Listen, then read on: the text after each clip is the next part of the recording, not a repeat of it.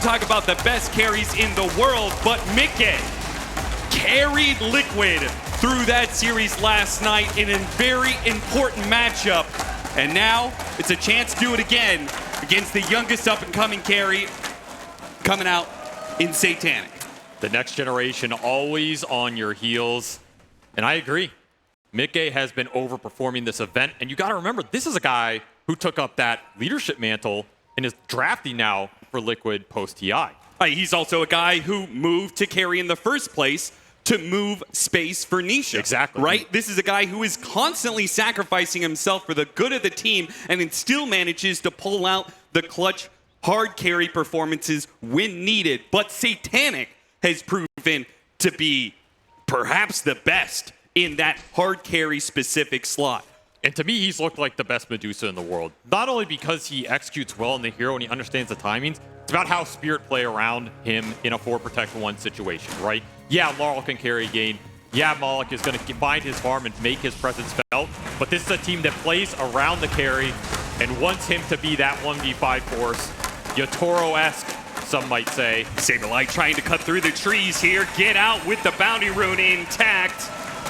But slowed down so heavily, it looks like he's going to be the victim of blood grenades, and it is going to be first blood for Rue. A nice start for the Spirit supports, as Maposhka will also pick up the extra XP, and I do want to highlight his Elder Titan before we start this game. Am I a little biased towards that hero? Sure. Of course. He is one of the few 5s in the world still playing this hero at a super high level. He's still taking this momentum. He's playing for the lane domination, and he's not afraid to get into the mix in the late game team fights. That's what I love about his Elder Titan play. Look at that positioning. Hidden in the trees, pops out behind him, gets a little bit of chip damage on Boxy. You have to be smart with this hero in the laning phase. It's a reason why Maposhka can make it work so well for the squad, and it is a hero that is extremely scary to play against in those ultra late game situations. On the flip side, we're seeing Insania back on the Phoenix, and to me, that might have been MVP in that third game for Liquid. Because I was talking to some of those Falcon boys today, and they were saying that turnaround on that bottom gate where they got caught going through, that kind of got baited into the Phoenix, that was the turning point in that game 3. It shifted so much momentum, and you have to remember what set that up. It was Insania ratting out the map with this Phoenix, being super annoying, finding way too much farm, and making the big plays in the mid and the late game. So I love that both these teams went for the huge AoE team fighters on their 5s. I think it showcases what they believe is going to push them over the edge in this series. And of course, I mean, big AoE on a C-land. It's always going to be worth its while. Matchup-wise, is Dusa set up to carry this game? Because it's matched up against Phoenix can be a little annoying with the attack speed slow. We're going to have Shadow Demon Disruption Illusions, which are just going to be obnoxious, constant. And then you've got the Arena that is going to be blocking a lot of your shots. I think there are a lot of mechanics Liquid can throw into them. Medusa makes Satanic's life harder. But I'm still looking at the lineup overall. You have a Puck to pick up some of that scale. You have an Elder Titan to help you out with the Aura. And of course, you have 2 displacement heroes in the Magnus and the Batrider. Disruption into Spear. Satanic is out of mana already. Liquid looking to run him down. The Stomp, it hits the Mars. It doesn't hit Boxy, but that's good enough. And Maposhka will get a little regen trade in here. There's always the danger of trading versus Medusa. If you can't finish her off, doesn't always work out that well for you. Nice Maposhka, he might have forced this a little bit too much. Yeah, beautiful body blocking from Boxy. Again, another Stomp that's going to put the Mars to sleep.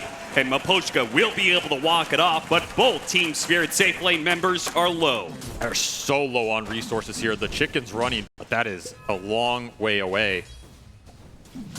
This could easily be a gate rotation from Insania in this later portion of the laning phase. We've seen Liquid go for these gate plays over and over again. If you can chip these side lanes down, bring the numbers, get those cheeky kills, all of a sudden, they can turn into that mode Liquid that's way too fast for you to deal with. We saw that in their game 2 yesterday. And it could be something that works well against Spirit, because Spirit, I think they're one of the slower teams in general. They play very methodically. They don't give you a lot, but they kind of want to just get to that mid-late game where Satanic's the ultimate raid boss, where their supports start to scale into the later portions.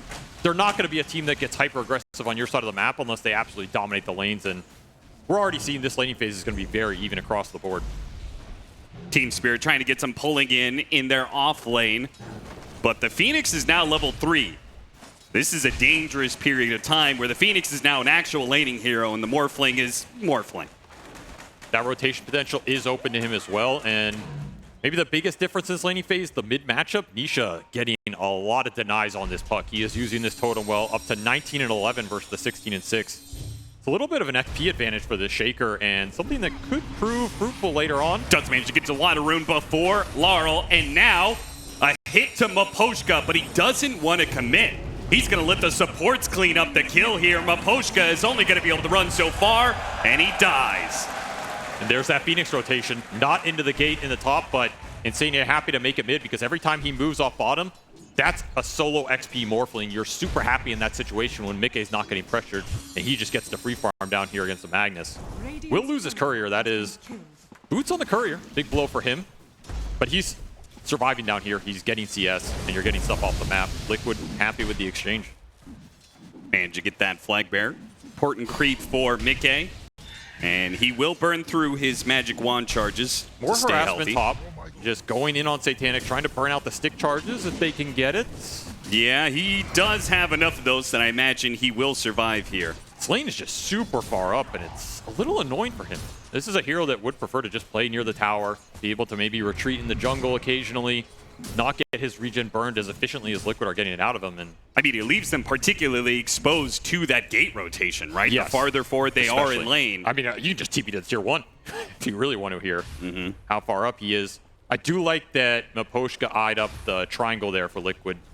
I feel like Maposhka is one of those 5s who always keeps a check on the stacks, more than a lot of other players will. Sure. He's not afraid to commit early sentries to block up some camps, get the efficiency into their advantage as Nisha closing in on that 6 mid.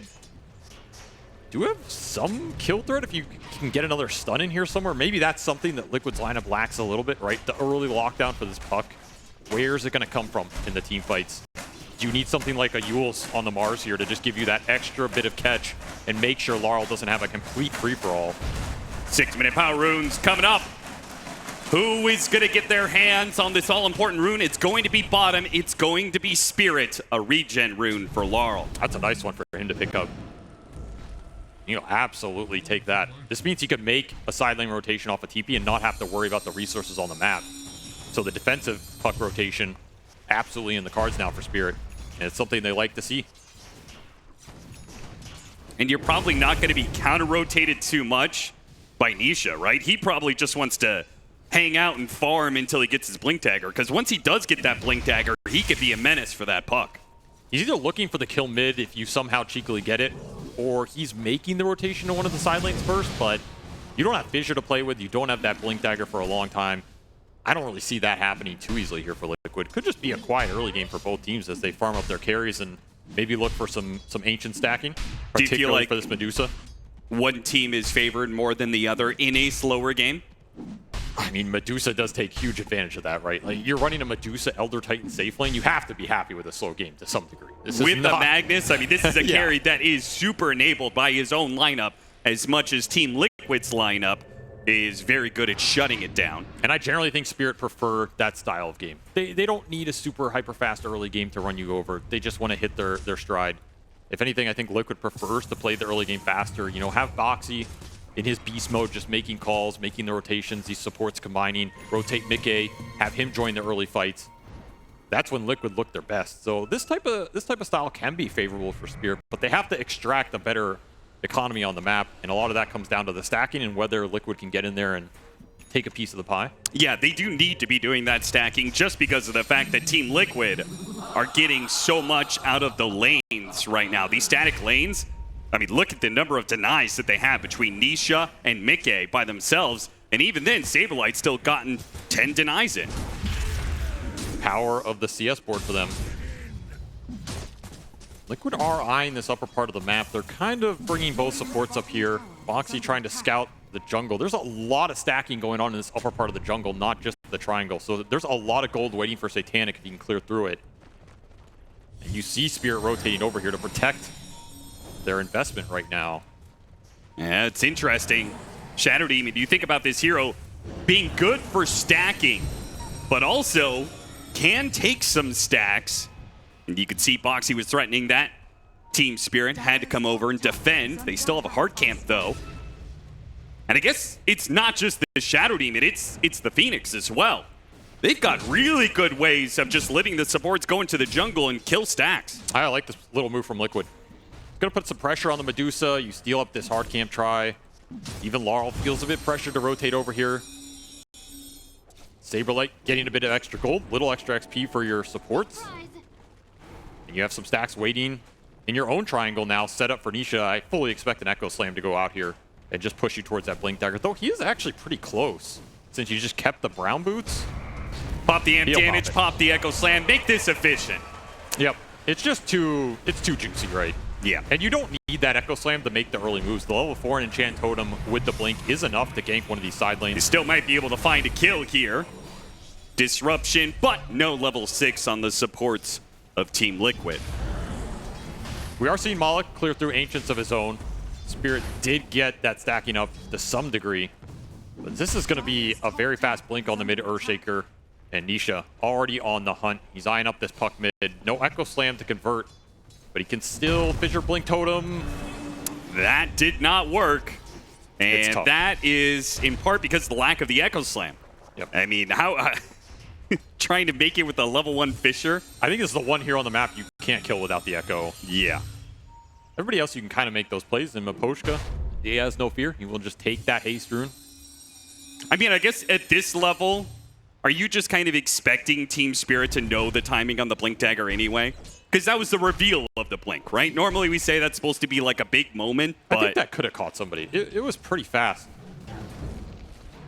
I think a lot of Shakers don't necessarily just keep raw brown boots in that type of situation, but Nisha, he just felt like his lane was so strong so early with all the extra denies. Yeah. Rush the Blink, look for an early kill with it. Still think that potential exists on the map. The Reyna goes out, trying to get a quick kill on Miposhka. Nice job by Saberlight to hold on to the spear, knowing that Miposhka's only counterplay was the stomp. Gotta get aggressive in this safe lane.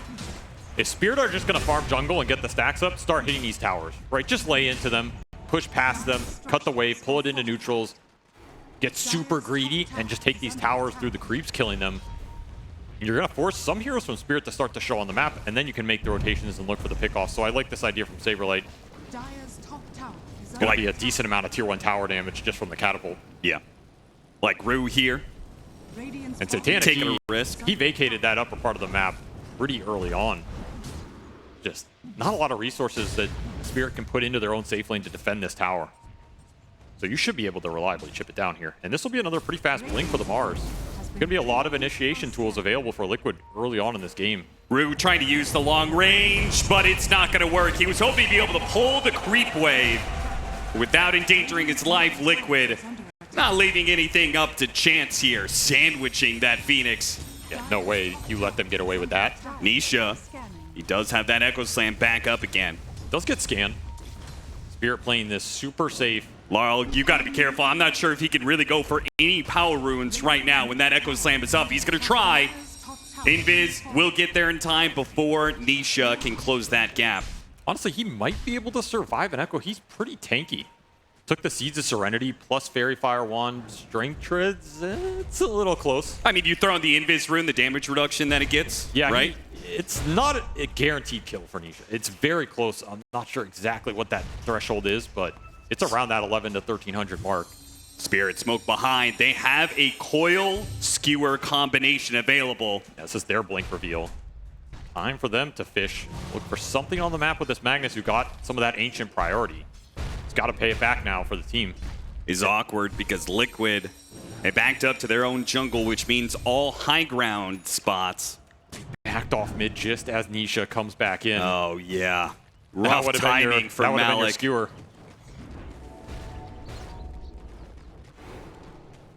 And he goes back to hit neutrals. That is a smoke wasted. Not an opportunity to use the Blink Dagger just yet. Team Liquid, they're going to go for a smoke. Two-man, Nisha, Boxy into the triangle. Not going to find anything just yet. They saw the scan latch just before Malik left. And you're going to see Midgame pushing in this bottom tower, trying to force somebody to show. Spirit, they know this move is coming, though. Oh, yeah, they got the scan on it, too. Dude, there's so many scans in this game that have already hit. These Both teams reading each other perfectly. They're going to send the Kobold in for the Wisdom Rune. Saberlight, is he going to be able to pull this off? Meanwhile, they do kill Maposhka in the mid lane. Saberlight, meanwhile. Arena goes out. RP'd immediately. Malik holding, waiting for the skewer back. He gets speared for now, but he eventually will be able to hit that skewer back into his team, and that is going to be Saberlight surrounded. Wisdom Rune protected. The Cobalt didn't get the chance to go for the deny. Yeah, he actually could have microed it there, but obviously he had bigger things on his mind. Spirit will defend that area of the map, protect their Ancients, get the rune. They do end up losing this offlane tier 1, which I think they would have wanted to defend. They would have wanted to take the fight around there instead of giving that objective to the Morphling for free, because now Midgame is, man, he is big. This early Vlad's build, pushing towers straight into the triangle, farming up Ancients.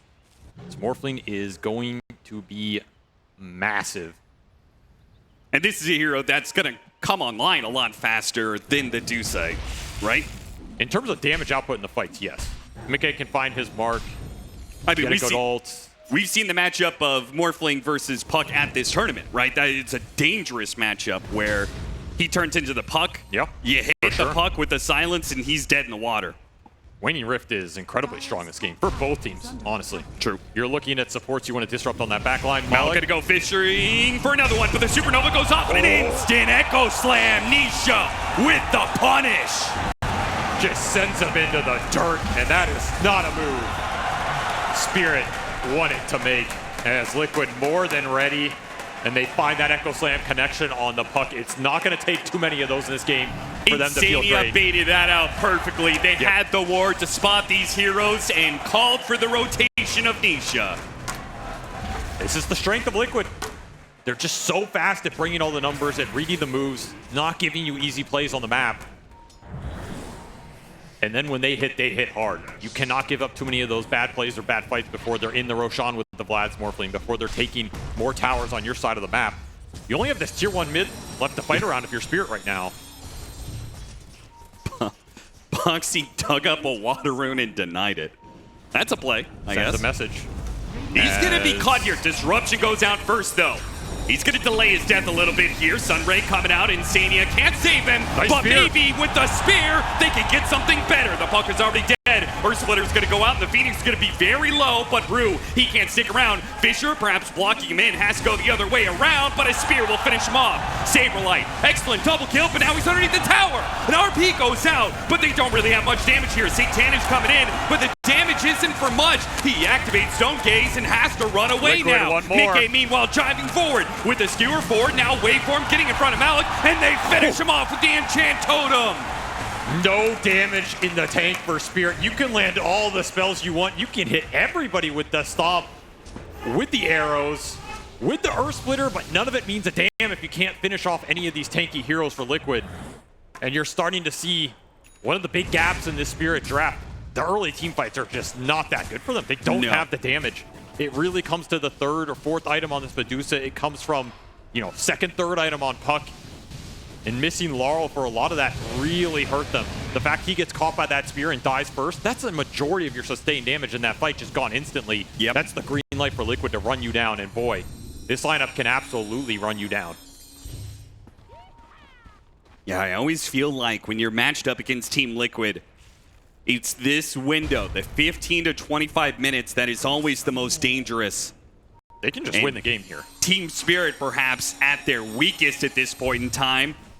So they're going to spot Laurel. Silence instantly. What a response from Laurel with the coil on two. They snap it with the lasso as well. Nisha has to be protected by the disruption, but when he comes back out, he is in no man's land, and there's no way out. Echo dodge. Just to send it right back his way, and Spirit find a big pickoff on the map. That was a move that was supposed to put the nail in the coffin for Laurel's early game. Instead, it's a much welcome gold injection. A beastly reaction from Laurel gets him back in the game. That's the knife's edge of this Puck. We saw it earlier today. It's a hero that can absolutely win or lose you a fight just purely off the reaction. And it's something Liquid are going to have to think about who jumps who and where those saves are. You can easily bail out that jump from the Shaker with this Echo Stomp, or an RP, or Liquid, a lasso. Not to be one down for long, they immediately go for a fight. Satanic disruption into spear, back speaking to the rest of the team. He's surrounded, and there's nothing Team Spirit can do about it. Oh, nice Fisher. Malik is going to have to skewer his way out of this one. They saw the blinker reveal, and Saberlight got the spear! The God read, he knew. An absolute beautiful read from Saberlight that might just net another kill. I mean, Malik is going to have to juke his way out, blink, but where are you going to go? You don't have a TP scroll to get out of this situation. Oh, no way. He just RP skewers. You're still stuck, my friend. There is no way out. All you get is time. Time that you hope your team is shoving in the other ways and getting something off the map right now, and they are trying to do their best at that. But it's another big team fight win for Liquid. Satanic, he was testing his strength on that front line, but he is nowhere strong enough to sustain through all of what Liquid can propose. Saberlight trying to get a freebie, but Spear doesn't latch while it's Team Spirit who find the kill instead. Insania gets run down in mid. Yeah, the two-man split push team in this bat and puck. Elusive on the map, finding a quick pickoff. Getting some breathing room, trying to get this Medusa to butterfly. That's a big difference there, right? Satanic's pushing this tower. He doesn't have his big timing item in that butterfly to say, hey, I'm ready to take this fight if it does come to me. Liquid call the bluff, get the big punish. And this neck-and-neck race between the Morphling and Medusa is super important in this game. Especially when you're eyeing up that Roshan, who's going to get to this butterfly first, who can win that team fight and go into that objective. It's going to be very close on the timing board. When do you feel like the Dusa starts evening out the impact difference in fights compared to the Morphling? Right? Because right now the Morphling is just stronger through the act of better spells. But at some point in time, the Dusa makes it even. It's really hard to say here, honestly. I do think the butterfly for the Medusa is a little more impactful relative to where the Medusa is before, right? It's a massive upgrade in terms of the damage, the sustained damage in the fight, whereas I think Midgame is already having a decent amount of impact without it. It's going to make him incredibly strong for sure, but I can still see this Morphling dying to a clutch silence, a clutch RP or lasso, right? It doesn't necessarily change that setup where this Dusa is a hero you're just going to have to commit on if you're Liquid, and if he's tanky enough to survive it, if he's tanky enough to live just long enough for that stomp to come through, that can make a world of difference here. And that butterfly completed will go a long ways to enabling that tankiness. Team Liquid. They want Roche here. Oh, Laurel gets a lot of information here. He doesn't find a pickoff, but... Oh, Boxy. Laurel try and go back through that gate after them. Smoke up. There's no way. From the corner. They're going to sweep from this side of the map, but you can see Team Spirit have really good vision in this area. They should have an idea of what's coming their way, but it looks like they don't. A disruption into Spear is going to pick off the Batrider pretty easily, and now Maposhka caught inside the arena as well. Dude, Saberlight has been absolutely on point this game, getting all the extra catches, all the extra jumps, saving spells for the right target. Liquid are continuing to build the lead off that. This could be a big pickup. They see an amp damage in the bottom rune area. Nisha is going to pick that one up, and immediately Team Liquid is looking for more fights. And this is an Ag Scepter done on that Shaker, so that amp damage is incredibly good right now. They want the Magnus. They will not get him. It was close. That was very close. But this will finish up the butterfly for the Morphling. Mickey will match Satanic. These timings, both these carries are within 100 net worth of each other at the 22-minute mark. And Spirit trying to gear up and take this team fight right now. They want to take the 5-on-5. They don't have the BKB on the Magnus, but they feel like this blink on the puck and the butterfly and the Medusa is strong enough to take a head-on exchange, particularly if they can be the ones finding the initiation. They're going to run head-on into Nisha here. Saw him on the ward. Managed to get him on the lasso. Pull back into Malik. 2-minute heroes. Nisha. No way out of that one. Now Mickey might get caught as well here. Yeah, wait for him a little bit distance. Instant RP. 2 dead on the side of Liquid off of that blunder. And straight into the Roshan pit for Team Spirit. Dude, what an MVP ward. The vision from Spirit, it has won this team so many big games, so many big lands, and Maposhka, he just sets it all up here. And the second you start pulling heroes back into this lineup, you are absolutely going to get deleted. Until this Morphling has a BKB, if he decides to go for one, That ET gets on top of you, say goodbye to your armor. You are going to get absolutely disintegrated. Midgame lingered in a situation that there was nothing to linger there for. And that Roshan that I felt was Liquid's almost a position for and try and take, suddenly just completely out the window. Yeah, this is one of those things, Team Liquid, they're so aggressive in this mid-game window. A lot of times it seems like they feel like going for Roshan is giving the enemy team too much breathing room. And that's not necessarily wrong. Sometimes that's a negative net worth Roche. Absolutely. But in a situation like this where they don't control the mid-game, it just means Roshan is free for the taking for the enemy team when they do finally get that break. You were also just neck and neck in these timings, right? You matched the two carry timings, and I think you had a slight advantage with Saberlight getting to his BKB on the Big Mars Initiator compared to Malik on that Magnus, who was still looking for his. Right. So if you had Roche positioning with a Phoenix Egg, with an Arena, you just create a favorable fight for your Shaker to find the initiation. I feel like that would have been pretty good for you. It's not always about the Roche, it's about the fight or forcing your opponent into your position. Liquid are going to miss out on that opportunity, as now they just kind of have to farm into the Shaker BKB. I will say they did pick up a Hex on this Phoenix. It's a Scythe Rush for Insania. This is a build that's found a resurgence in the last few years, and it's pretty cool to see in this game because you're trying to find more solutions for Puck as this game goes later and later, and you just need as many as you can get. Dude, Larl's game is so hard. Yes. He's going BKB. He needs it. He needs it, but it means it's not an answer to the instant initiation that the Scythe is going to be able to provide, or potentially the Echo Slam. Maybe shifts more emphasis on this Magnus finding ways to start the fight, or the Bat Rider start the fight for Team Spirit here, and not let Puck be the first one in.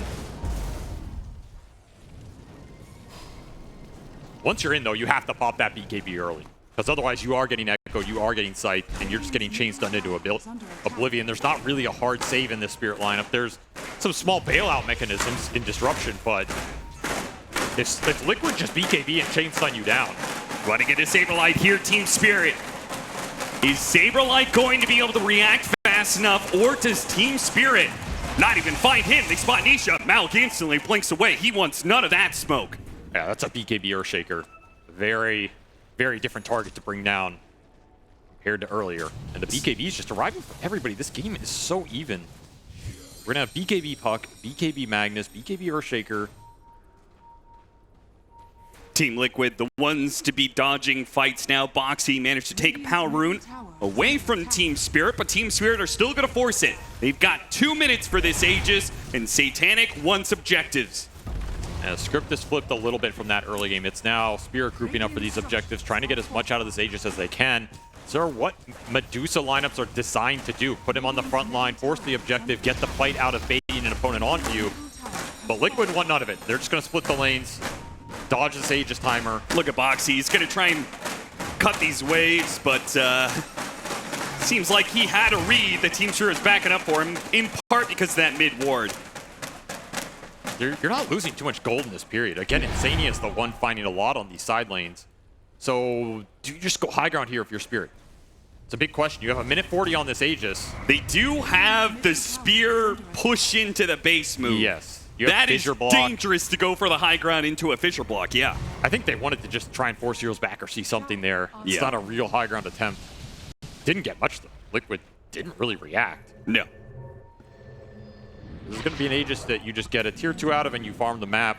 You want to keep scaling up this Puck. That's the real X factor for this Team Spirit lineup. Getting Laurel into the 5 or 6 slots. That's going to relieve a lot off the other 2 cores in this game and can be a big threat in that late game. Again, the direct lockdown for Liquid. It's there in the Echo and the Scythe, but BKB Puck with Octarine going into that ultra late, it becomes something different. They're going to go for a Satanic with a minute left on the Aegis. This is a bold move. Now they're certainly going to be able to kill him once. That's no problem. Look at the other cores on the map, though. Puck is nowhere near this fight. Oh, yeah, this is going to be bad. Malik, is he going to be able to do anything to bail out Satanic here? He's stuck inside the arena. There's nothing Team Spirit seemingly can do about this one. The zone gaze goes out the RP. It's a complete whiff. What was that, Malik? There was nobody in the screen. Team Liquid baited it in, cleared out the area, and Malik, off of a whiff on the RP, not only is Satanic dead, but he will go down as well. And Maposhka, he might be caught up in all this as well as Saberlight looks at him. and forgets about him, goes back to his team. They actually caught Insania from behind. They want to stop these heroes, but looks like Rue is the only one they maybe could catch just outside of the vision of Nisha. Can he get this wisdom room? Oh, no, wait. He slips past all this vision, and he gets the wisdom. Dude, Spirit are so good at finding small victories in the face of defeat. That's a disastrous team fight. You lose to Dusa twice. You're just trying to bail each other out and feeding more kills. At least you find a support pick off and a wisdom rune. Those are consolation prizes. Still, these head-on team fights, you're just so split on the map. Gotta question this decision of pushing again into a liquid objective with the Medusa on the front line without everybody there. That's just not a fight you were ever gonna win.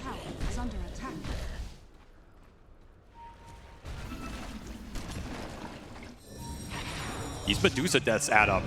Oh, that side. They might just catch Laurel here. He got the disable. No follow-up just yet. But Midgame's closing in. If he gets a chance to turn into the puck, he's going to go for Maposhka instead. Oh, Laurel. He didn't jump to the orb. He was afraid of getting near Midgame. Now the Supernova instantly goes off, trying to scare Laurel back. Laurel goes deeper and deeper into liquid side of the map. But now here comes Nisha, and he's got the lockdown for him. Surely, wait. Blink not up, no way out. Big conversion for Liquid. You chase this puck, oh, look at Boxy. Need to get the payoff. It looks like he wants to convert on this more. He needs to wait a little bit, but his team is on the way. He's looking for that power rune. He'll find Maposhka instead. He's going to find that pickoff. They know they have the numbers advantage. He just wants to be able to stall up any hero long enough that his team can get you. Wait, Insania! Spirit, once more. Guerrilla warfare on the backside. 5 for 5. Saberlight does manage to get the arena surround on Satanic. A spear to the wall. Meanwhile, Stone Gaze on Midgame. But this Dusa, once again, doesn't have any help behind him. Nisha's going to commit for the kill. Laurel trying to come in. There's the RP. That's what they needed. A 2-man RP, but Satanic's out of mana. He's gone. No damage. It's just not enough for Team Spirit. His Team Liquid are going to be able to find more. Boxy slows down Rue. They catch Malik as well. Once the Dusa is dead, it's just a grab bag of heroes, and Liquid will get a full handful. Aggressive outpost buyback from Laurel on Puck, who is starting to scale in this game. And Spirit find nothing off it. A massive setback for their Medusa game plan here, as all the timings are just completely out the window. Liquid's teamfight execution has been crisp. It's been too much for Spirit to handle. You finally find a couple heroes in this RP. You get all your BKBs off, but Satanic's just dead. Does not have the sustain for all the damage Liquid are outputting right now. He needs more damage, man. Yes, he just is not threatening any of these heroes yet. Too many deaths has resulted in an MKB that is not complete. If he had it in that team fight, maybe they could have gone a little bit more even. That's been the story of the entire game, right? If he has that butterfly bottom, if he has more back up top, if he has MKB there, it's a lot of ifs and not a lot of wins right now for the Spirit ball lineup that is probably going to have to go ultra late here if they want to draw this back, especially if Liquid get this next Roshan, which looks very promising. We saw the BKB arrive for the Morphling here. This is a huge item for Midgame, being committed in the fight with a lot of confidence now, not worry about this ET aura on top of him or getting bursted. He can be a pseudo frontliner for Liquid. It's giving you a lot more to play with. Gem on top of Nisha as well. So they're going to start to deward the whole map if you give them control. This is setting up for that next Roshan, which is being pinged out right now. Yeah, you'd love to contest this if you're Spirit. Nisha, he is set up. He's baiting out this ancient camp. They don't go for it, though. Oh, I thought for sure he was going to jump down and get some sort of Fisher block, but... That was juicy, especially with heroes showing top. And maybe part of the call being the fact that Roshan is coming up, and they figure, it's ours. We've got control of the pit. We just need to make sure we don't throw away any team fights right now. Absolutely part of the equation. Why go for a risky play when you can just secure Roshan and then make all the smoke moves you want?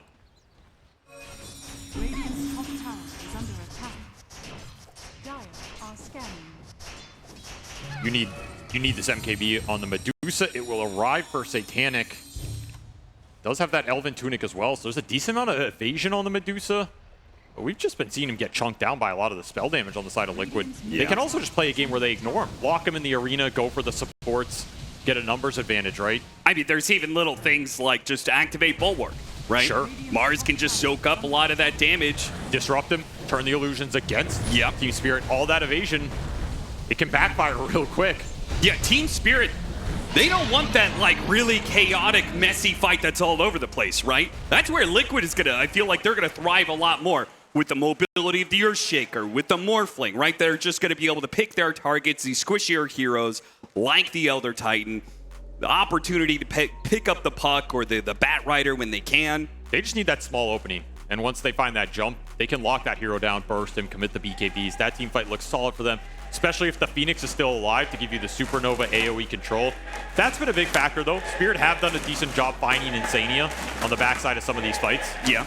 And that gives you a decent chance to go long if you can survive the initial burst. That they have not been able to do yet, but in theory, you might be able to get there. Insania joining in on the Liquid chance as we wait for a quick reconnect from Bonksy.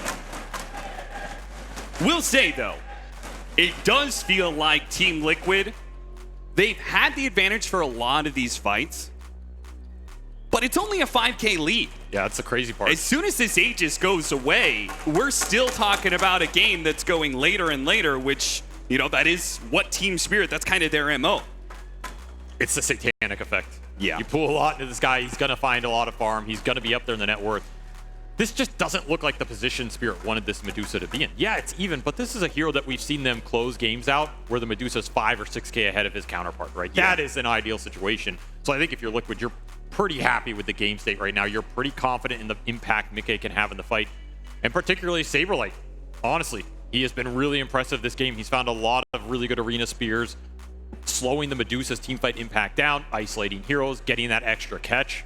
It's creating a lot of space and havoc on that front line, and Spirit don't have a great answer to this Mars, honestly. He just picked up a Halberd. You got a Craggy Coat as well. It's a lot of extra armor, a lot of extra survivability here. Who is going to take this Mars down if you don't get some crazy start with a lasso or a skewer? Yeah. You do have this double displacement combo, though. They do. And, I mean, we are talking about Team Spirit. There's a team in the history of Dota2 who has won a lot of, you know, pretty big tournaments off of using some displacement strats. They're very familiar with it. So we'll see what kind of vision Team Spirit can play around to offset Team Liquid's team fight advantage. It's huge. Absolutely key. But Poshka needs to continue to find those high ground wards, continue to set the vision up so that this Magnus and Bat Rider can find those openings, because you can't go blind. There's absolutely no way. You can see Laurel, he feels like he needs to help out on the damage department. He went Parasma. It does mean that he is still exposed to that Scythe of Ice pickup, that early pickup from Insania. Yeah, no Lincoln's Octarine type build, so he is more susceptible to getting chain stunned or initiated on, but he does have that BKB to just commit in the fight and deal the DPS, and that's what he's probably going to go for here with, you know, Parasma into the Ags buildup, into what looks like Mjolnir. I do think it's the right build. I think that the Dusa can't carry the damage alone, not from the team fights that we've been watching. I agree. You need another big damage dealer in this game. That's been your biggest issue, because honestly, Spirit have done a reasonable job at landing pretty big stomps, some okay RPs. It's been hit or miss, but you got 2 cores in that last fight. The Stone Gazes have caught the Morphling here or there. They're going to try and catch Malik in the bottom lane, and got him on the Echo Slam. Follow-up spear, chain stun, he's gone. Another big pickoff, another big catch. Some of the side effects of this gem being on the map so long for Liquid. Not a lot of deep vision for Spirit right now. Not a lot to play around. Oh, no way. Insania! What was that kind of read? He's going to get Rue to use his BKB. Did he know that Rue was going to be cutting the waves like that? He's been sneaking up here for a while. Insania's been doing his own fair bit of ratting, so just force Spirit back to their base, corral the map. Again, you look at the vision on the map right now. There's this dire ward up by the outpost, which isn't doing much, and one on your triangle, but the Spirit just don't see anything else right now. And it's such a hard position to play around. They're getting clumped, they're getting corralled, have to play behind the Medusa once again, which, by the way, every time you send these Medusa illusions out, Boxy has been disrupting them and pushing the lane straight back in. So they're not really giving you any map control of anything. It's just giving this Shadow Demon a lot of extra gold. And that is the MKB done for the Morphling. This is a massive power spike for Liquid right now, and they know it. 230 left on the Aegis. Evasion Pierce in the hands of the Morphling to go through that Butterfly plus Element Tunic on the Medusa. They do have that displacement, though. And Malik, he's going to put it to use. Immediately, a horn toss, pull back in, but Midgame immediately activates the BKB. There was the interception on the side. They still went for the lasso? Oh, that's not going to work out for you, Rue, at all. Oh, way too aggressive. That's just a forced play. Especially when you have things like Disruption Save, Arena like we saw there, and that BKB on cooldown. That's the big factor, right? That side play top puts the bad BKB on cooldown. You don't get out of that situation if you're Rue. You're just fishing there. You get the BKB out of the Morphling, which I guess stalls his high ground a little bit here. Yeah, I thought that was going to be good enough. Like, okay, you Horn Toss skewered. You got a BKB charge for it. I would say that's good enough. But Rue really trying to force it there. Malik will continue to fish for heroes to drag into the base. So the question is Team Liquid bold enough to use this Aegis to fight into that play? And it seems like they're not. Not without the Morphling BKB. Even then, and that's a big question. How do you break this Spirit high ground? And this is a team that's happy to just defend their base and play for the ultra late. Particularly when they have Puck. It's a hero they have a lot of confidence in going the distance. They still have a lot of room to grow, and dude, I am just always surprised by how much farm Satanic finds, even in these situations where it feels like your map's closing in. He's still top net worth. He finishes at full save. I have Scotty plus BKB from the last time we talked about him. He's a lot tankier than those previous fights, even if you have the Evasion Pierce. This Aegis will expire without a full team fight for Liquid. They do build that net worth lead a little bit, but I do wonder how much it's enabling you to end this game. Enabling you to go the high ground. Oh, Insania. He Glimmer Capes, but they have the dust for him. Very defensive ward. He's certainly going to know that that area of the map is warded. It'll expire by the time you ever get to deward it. And just when I was saying Spirit didn't have a lot of vision on the map, they somehow find a way to make their one obs work. Yep. So another nice pickoff. He's high level. That's a long death timer. And that means more time to split push the map. More time to find farm on this Puck. As we see an Abyssal fly in for Saberlight. Interesting choice here. Another item to stall up Medusa in the fight. Another mini lockdown for the Puck. It's pretty instantaneous. Yeah, I guess so. Not an item we see a lot on this hero, but could make some big plays with it. I mean, you can even do cheeky things. If you wanted more lockdown, what? Don't you just go Scythe and go the Refresher build? Well, I mean, the Refresher build is really good against Dusa, too. Yeah, but you're playing against BKB Puck, not Lincoln's Puck. So if this Puck blinks in BKB, you just blink Abyssal and maybe you burst him down with a Morphling. I don't know. There's also this cheeky play where you can blink Abyssal the BKB Batrider who's trying to drag your team out. Okay. There are some small things I could see making a difference here. It's a lot more expensive. It's also just more damage, more survivability than Scythe. Yeah. That part I could maybe get along with. But you are right. It is very unconventional here, and he has to make it work. Whereas Scythe is just very straightforward, right? Yeah. You blink Scythe the dude.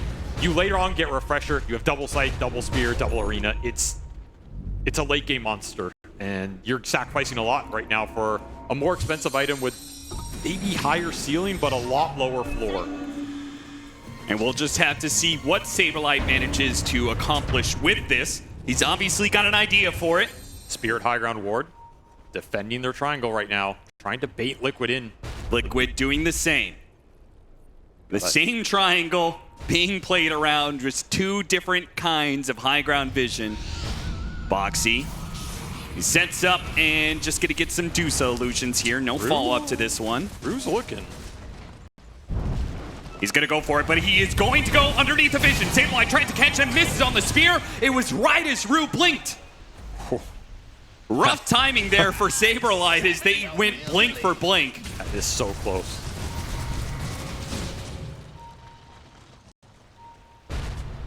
And Liquid immediately smoke up off of that. Channel the spirit of collapse right now. Find that big horn toss, skewer RP.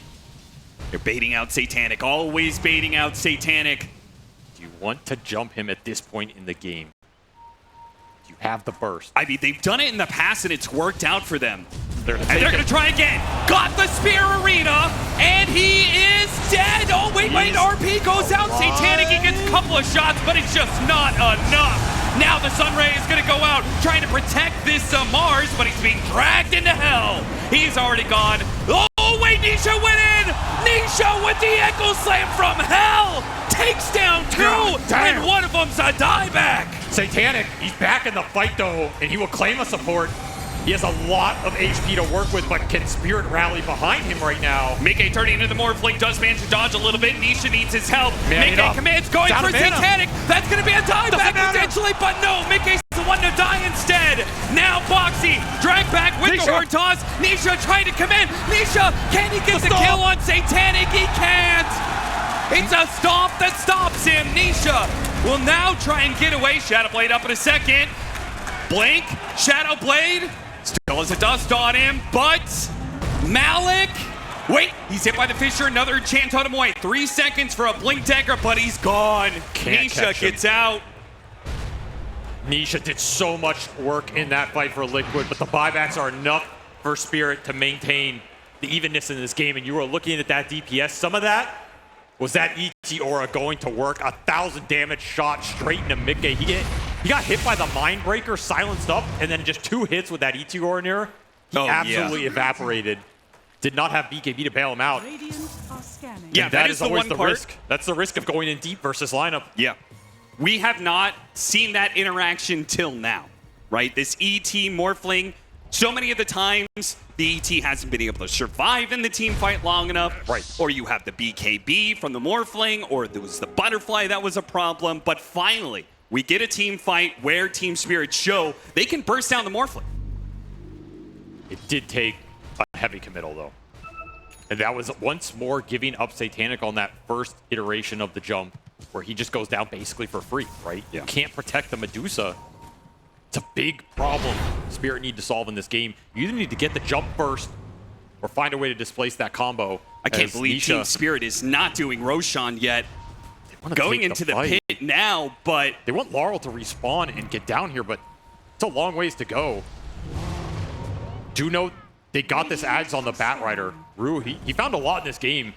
It's a nasty lasso initiation if you can find a target. That's a big if. They're going to use these buybacks and won't be able to get Roshan. This is going to be rough for Team Spirit. If they lose this fight, might just be the last fight of Game 1. But Team Liquid, they have to find the right kind of initiation here. Insania pushing forward. Aeon Dash tried to get the side. Dodged. So that means Team Spirit will dodge that first bit of the initiation. Saberlight still kind of looking here. Wait, Nisha. He breaks his smoke. Oh, Rue! He almost got him there on the lasso, but Nisha, realizing that his smoke broke, blinks back. It's a game of vision right now.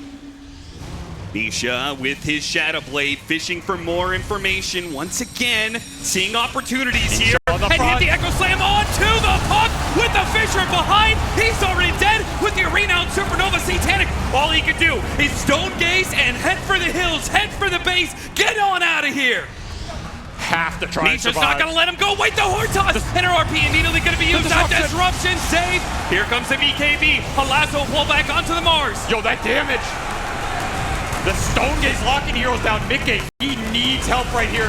He needs support. Nisha just doesn't have enough to bail him out. Getting low. The skewer. Oh, what a bowling ball hit from Malik.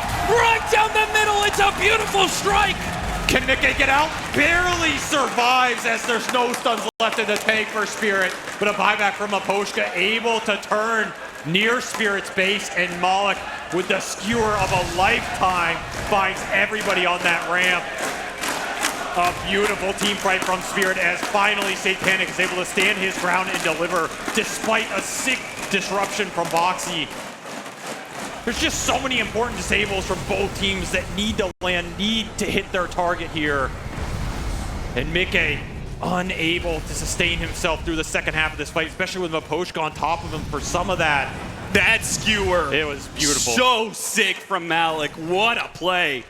I mean, he starts it all off. That last half of the team fight with that horn toss quick reaction on Nisha that forced Liquid in. And then he hits a skewer after that. I mean, just amazing. Absolutely delivered. He now has an Aeon disassembled that he can play around too on this Magnus. Very difficult to jump him. And Team Spirit are going to take that team fight win and go into a dire side Roche, which is a lot better for them. They're going to switch this timing interval back to their side of the map, where if its game goes another Roshan, should be favorable for them. Yep. Especially in a lot of these fights, it's come down to the buybacks, right? Getting the extra heroes in that exchange, and Liquid are just running out of ultimates, running out of control to throw in there. You're going to maybe need a refresher on this Shaker. Some more sustained damage here as the third Roshan will be Satanics to take Aegis and Aghanim Scepter to this Medusa. He is now well ahead of the pack, almost 8k difference out of nowhere. Another lockdown mechanism you're gonna have to think about. Yep. Gotta be careful with that. That is now an Aghanim Scepter snake that comes out, so it will get you. That refresher for Satanic that he picked up right as he went into that fight was also big. Having 2 Stone Gazes to play around, double BKB if you want it. It got delivered just as that fight broke out. And you gotta remember, so much of that started with a solid initiation from Liquid. Nisha found Laurel. Liquid took the puck down without him getting a single spell off.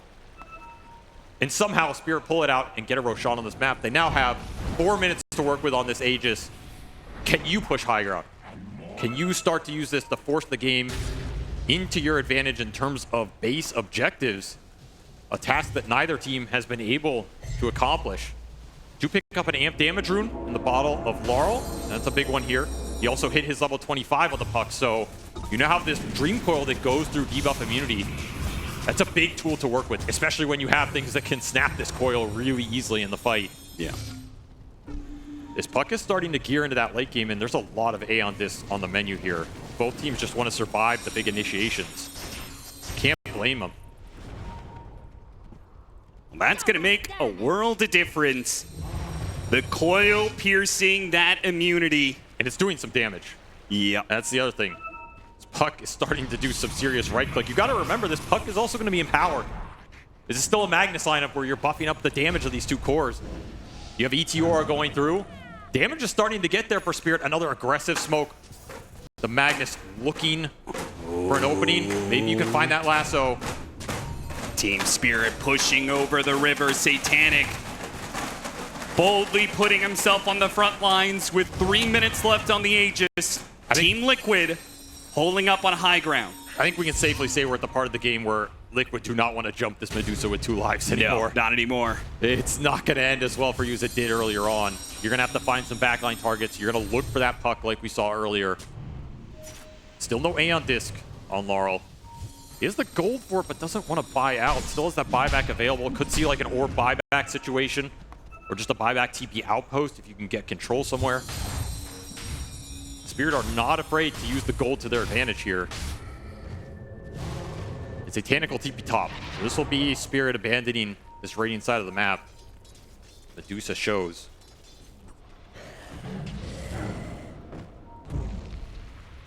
It's a breathing room for Liquid. Yeah, I guess at this point in time, it's breathing room for Liquid, but it also lets Team Spirit get to the reset on all their buybacks. They are all back up, except for Moposhka's. But, you know. It's honestly an important one. This guy's a madman in the late game with the Titan. And his hero has some of the craziest late game spells of any support in Dota, if you can land him. He's been landing some 6 stomps. Yeah, and I guess his interaction with the Morphling, it's really crucial for him to be next to the Dusa whenever Mickey tries to go for that mana. Yeah, if Moposhka can get on top of Mickey, it's a game changer. Do have to consider that BKB, and it's not the easiest task, but this Elder Titan does have the Ags and the Shard, so he's in that territory where he can make it happen. With the jump onto the stomp, with the debuff immunity, all these little things adding up here. Spirit retake the net worth lead in this game as it was starting to spiral out of control. Now they have a lot to play with here. A lot of initiation tools. Another amp damage on the Medusa. Still have a minute on this Aegis. I mean, surely you would love to force the fight and get a team fight out of Liquid right now. Yeah, with an amp damage, I feel like you probably just force it, right? And are Liquid gonna fight here? They have a high ground ward. I mean, last time they took the team fight with a minute left on the Aegis. Are they willing to do this again? They want the backside of Spirit's formation. They want the supports, they want the mag. Oh, Malik would have been a great pickup, but Nisha, he's gonna deal with that high ground ward. 30 seconds left on Aegis now. Smoke up from Spirit. Looking for the jump. A last-ditch effort to get some mileage out of this second life on the Dusa. And failing that, perhaps just a pick off. Look at this ward mid. It saw Midgame and Nisha. He kills it, so Liquid know they've been spotted. They're trying to get away now. Liquid backing out, but Team Spirit, they might just get there. Loposhka. High ground ward. Rue, he managed to get it with an negative lasso on 2. Supernova does go off, but Nisha's already dead.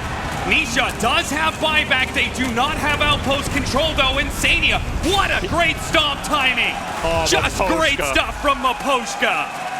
This guy is way too good, and it all starts with that vision. The high ground ward, the extra smoke. Spirit save all these little utility items for the team fights. They don't waste them on the map for random plays. They want it for the 5-on-5, and it pays off every time.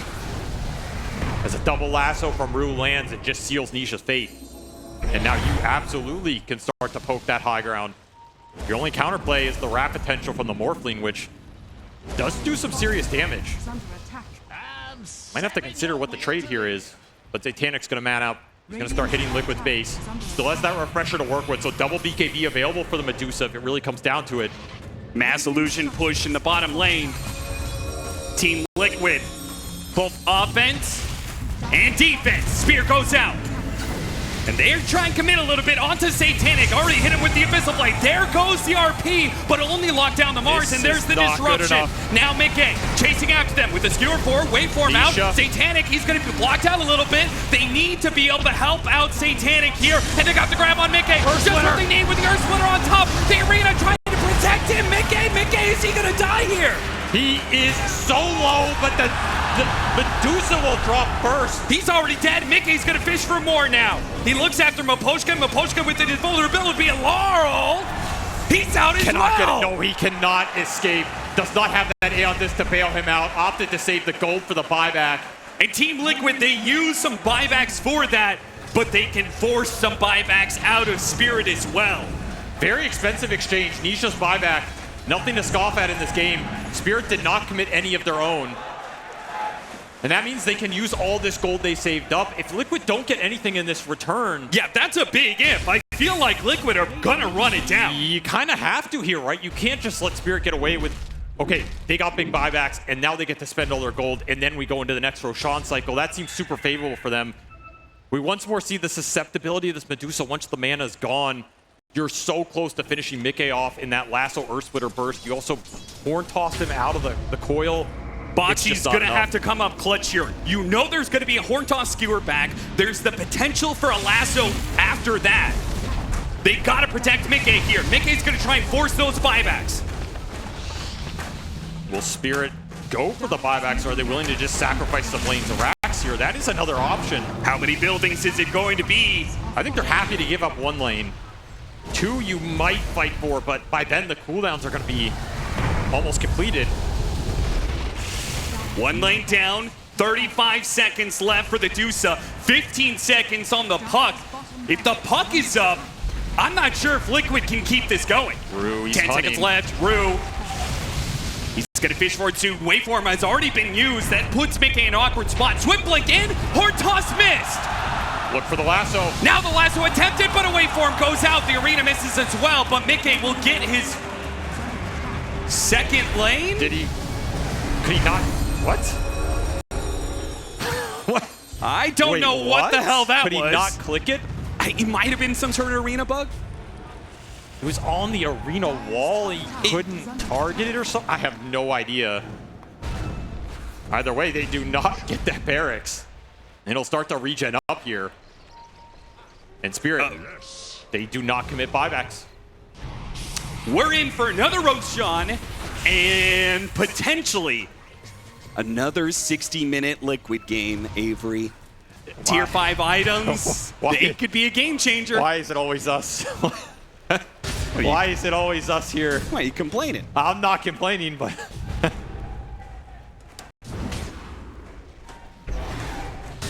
There's some sort of magic happening with this team. Bots to Dusa with buyback and refresher. Absolutely terrifying. There's just so much available in the tank for Spirit. Zaytanic is daring you to go for him. Insania. And they're going to respond, but they first. went for Maposhka instead. Maposhka, he's going to immediately use his buyback. The Supernova. Satanic is extremely separated from his team right now. And they throw out the Echo Slam. They're trying to finish him off. And they should. Oh, the RP! A second one coming in as well, but it's not even needed. One RP is all it takes to wipe Liquid off the map. And Satanic didn't even pop BKB. He didn't even pop Refresher. Stone cold blood in this young carry as he believes in the team to bail him out. It was a very aggressive move from Insania. He wanted that Elder Titan, wanted to open up the fight for his cores, and it just backfires. You're looking at the damage split coming out from Spirit. The late game cores have arrived, and of course I mean the puck, but I also mean the Elder Titan. Maposhka with the second life gets in there and gets dirty. And you were talking about those RPs. Honestly, that lasso, it was just so nasty from Root. He found the Shaker, plus I think the Morphling, at least that's two a cores. dream. And that RP was just sitting there for Malik to take. The second one, he just pump fakes it 5 times, doesn't even need it. The AOE. restraint that he held onto that is impressive. He's just watching the stun timer, watching the HP tick down. This game has completely turned for Liquid, and they are really struggling to find the damage in these fights now. And now it's going to be Liquid who will have to give up buildings in order to hold on the buybacks. I don't know, Spirit they're a little slow on these lanes right now, not hitting the high ground, opting to just get everything in on the map. Shaker Courier almost dies to creeps near this Tormentor. I mean, they know the Shaker can't be back, so maybe they feel like they're just playing off of that little window. Okay, bots to mid, start hitting the base. Let's see what Spirit can get out of this right now.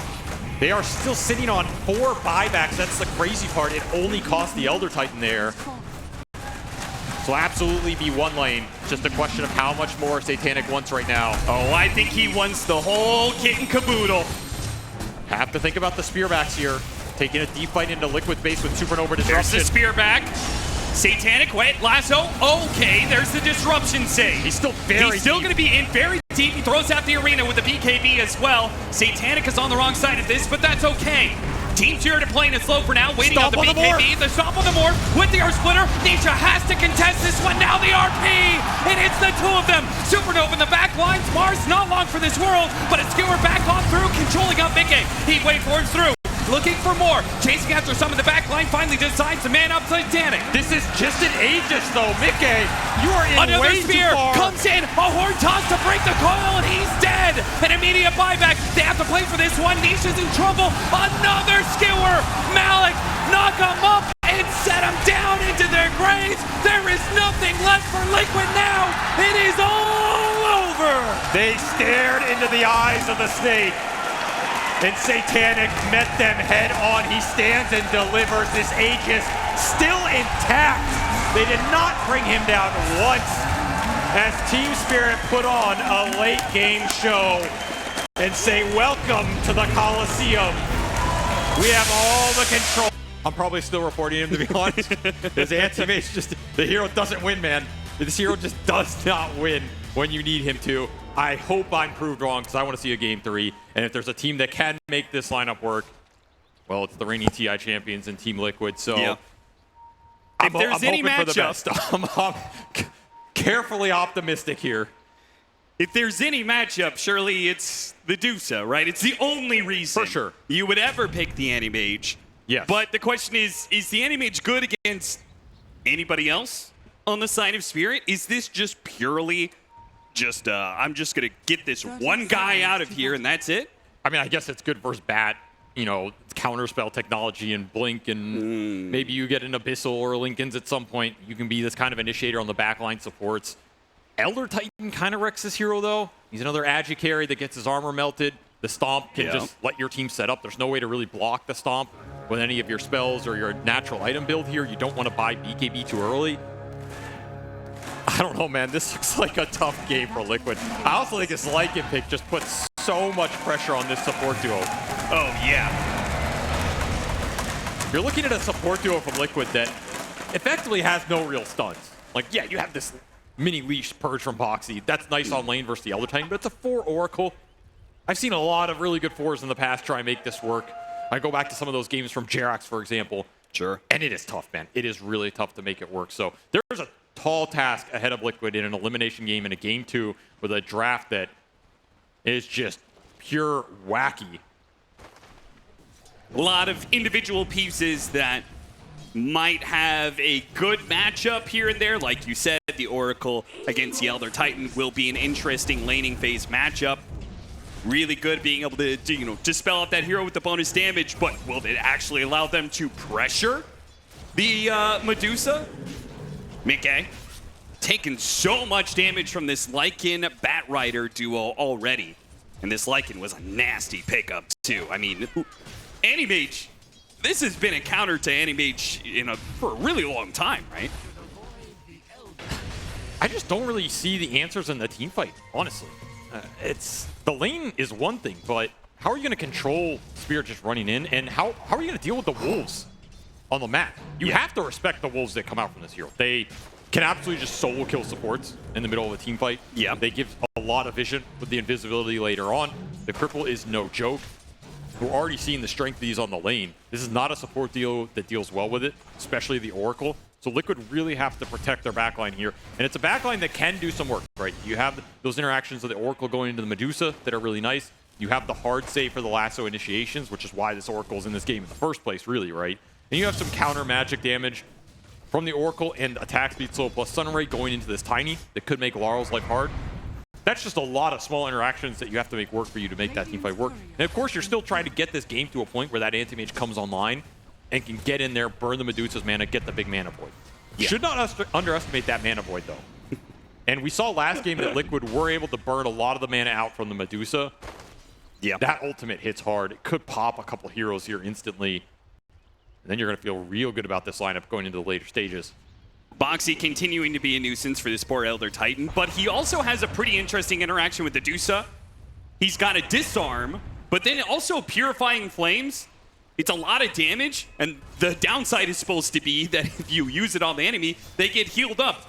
But that doesn't matter to a Dusa. Exactly. Right? The heal that you're doing to her is just not going to matter. So it's just pure damage into the mana shield. So I fully expect Liquid to get aggressive on this Primal Oracle lane, especially the level 3. Yeah. I think Satanic probably dies once at some point in this lane. It's going to be really hard to avoid. And then you're just jungling and surviving past that. He's getting a lot here in the early stages, though. He is kind of leading the board, free-farming this lane. They force Saberlight back a bit. On the flip side, Midgame, he had a rough start on this top lane, but he has come back to a decent degree, and his CS is not bad, going just for some early stats and trading items. Already getting so low, Satanic. Not too happy with that pressure. They also got the Lotus into the Oracle's pocket, which is going to be great for Saberlight, and would have been really good for Satanic to have, but does not get that bit of burst regen, so it's going to be probably a crucial interaction, as you said. Very likely that this Dusa is under some serious pressure at some point in the time in this lane and possibly dies. I also would want to see a big game from Nisha here. If there is a hero on the side of Liquid who can kind of pull all these weird parts together and make them work, it's probably the Ember. Oh, Insania stuck around too long! Outplayed by Rue. Man, Rue is having himself a series here. He came up huge in that game 1 on the Batrider. He gets it a second time around. Got to remember, this is the same support duo. Spirit are just going to run it back, and that support duo was very impactful as we went late in that game. You have some different solutions to it here on the side of Liquid, but these are just comfort picks. Yeah. They're just going to play them. They're going to force you to deal with them, and oftentimes that's the better approach in a lot of these high, tense situations. It seems like Nisha is doing really well for himself in the mid lane. Yep. More denies than the Tiny. That's not what I expected in this one-on-one. No, he's doing really well. And again, he can pull a lot of this draft having together. his mana burn. He's going to be in some trouble here. He is 100% dead, hoping to be able to draw aggro from the neutrals. Does not work for him. Anytime you get kills on anti-mage, you are super happy about that. Honestly, this laning phase, not looking too shabby for Liquid. They hold the top 2 spots. The anti-mage and the Ember are top of the CS chart and the net worth chart here. That's exactly where you want this draft to be. If the anti-mage gets off to a good start here, he can join some of the early fights. They killed Rue, but now Rue, He TP's into the mid lane, and Nisha has to TP out, and he barely makes it. Dude, he TP'd tier 1. He didn't even fairy fire. Nice heads-up play for him to instantly recognize that opportunity, but bottom lane, Saberlight is going to run down Maposhka. Same time top, Malik in trouble. Even more, Liquid finding kills all around the map. The gank fails mid, and Liquid find kills on both the side lanes. They're even gonna get a little extra mana burned out on Rue. Man, dude, Midgame is showing up big time. He's already level 5 on this AM. This lane has severely overperformed for Liquid so far in this early game. It is not often you win the lane this hard with the anti-mage versus a counter pick. Spirit had their choice here.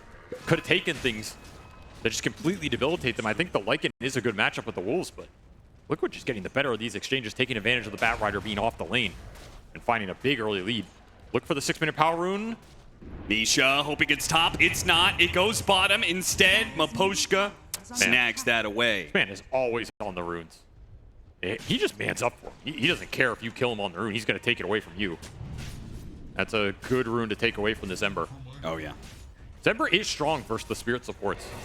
Bad Elder Titan don't really deal well with the early mobility and the chain disables that can allow the supports to get in there and follow it up.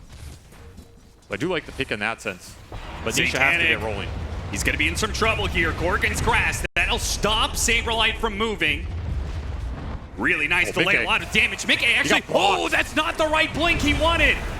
Now pushed over to the side. He needs a Lotus. He's got Magic Wand charges. It's not going to be enough. That is a huge failed move from Liquid. That anti-mage was free farming top. He is top of the chart and just gives away a kill to a Medusa who is under pressure from this lane. Big misplay from Liquid. Spirit will gladly gobble it up. Extra experience for this Elder Titan who was really suffering as well. That was a level 2 Elder Titan. Maposhka needed some extra kills in this game. Wisdom Rune will go to Malik on this Lycan. Yeah, he needs it too. He needs that earlier level 6. But again, the experience for the Spirit supports is going to be a little lacking here. Well, it's a good thing they were just part of an anti-mage kill. It was level 5. Absolutely. A gift. Really was. All it was missing was the bow. Should not forget the Oracle ET interactions either. Yeah, you have the Purge on the lane, but you can use the Flames to wake people up. You can just throw out the Edict when that Earth Splitter's going in. This is a tough matchup for Elder Titan too. The one upside for ET is if you can ever somehow sleep the Oracle in the fight or throw the Spirit and find him on the backside, give the vision. Yeah. That part of it's really nice. So it is a matchup that goes both ways. And based on what we saw in that game 1, I expect all these support players to show up. And that's why the Lycan was picked up in the first place, right? One of the reasons, run down the Oracle. Make Maposhka's game easier by just taking him out of the fight. I mean, just put the Wolves on Boxy every fight.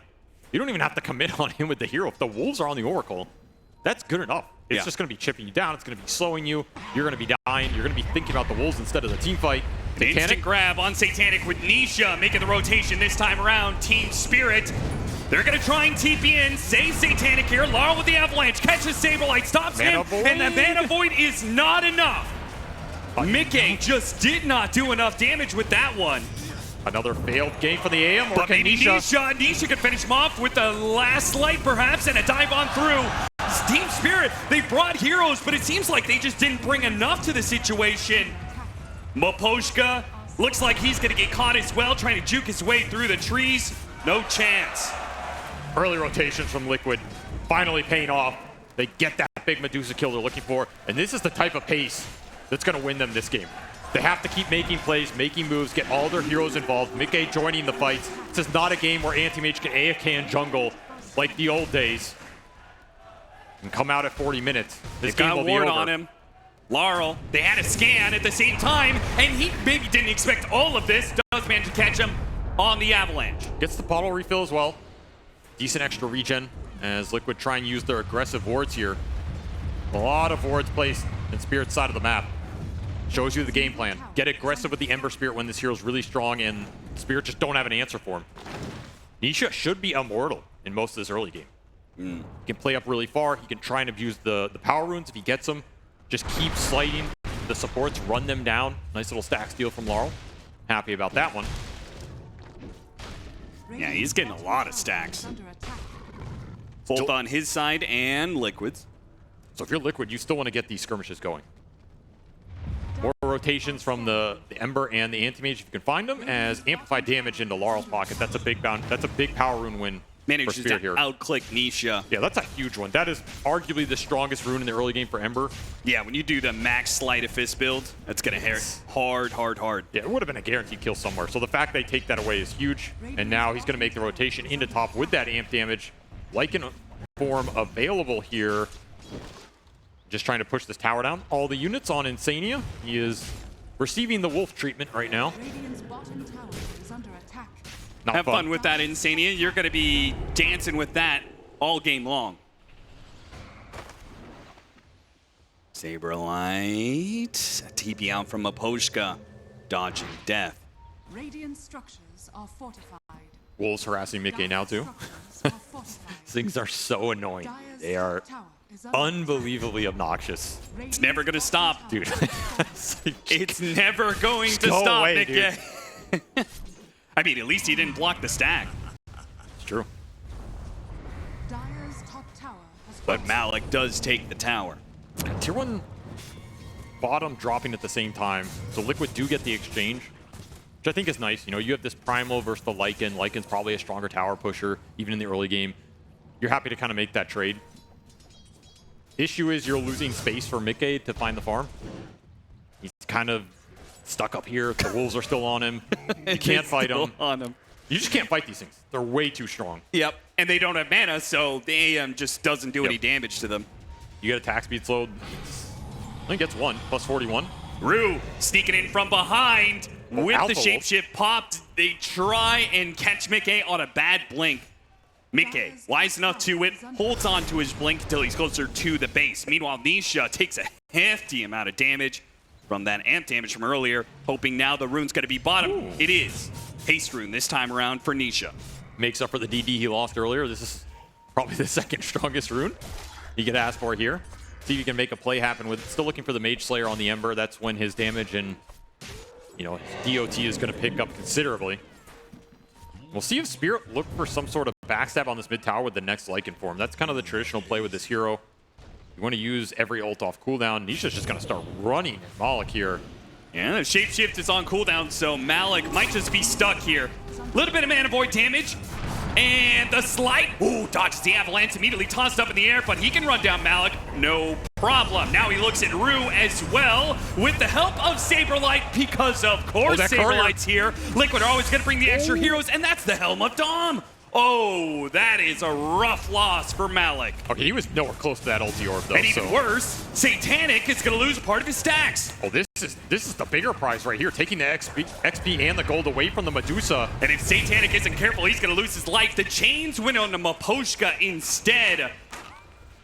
Whoa. Satanic comes back in. Avalanche on Saberlight, tosses him into the Medusa. Saberlight's not afraid, though. He actually tries to fight a little bit. Doesn't have his team. Boxy gets caught. No fault traumas for the Saberlight, but he does use it on himself.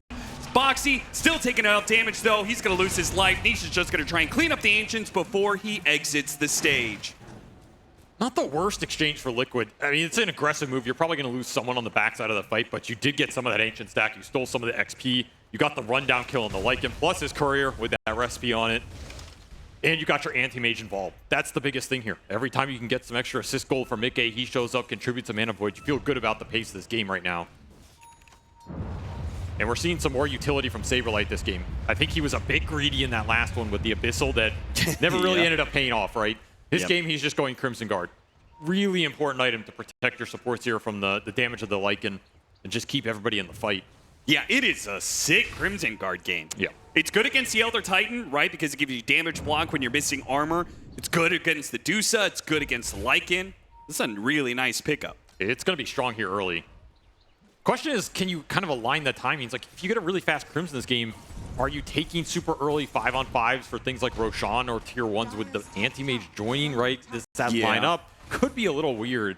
And that may stall up your like BKB and Aghanim Scepter timings for the Primal Beast. That said, if you don't win those fights, Midgame is having a really good pace here. That Battle Fury is done. He's 3-1-3, 14.5. This is as much as you can ask for with this hero.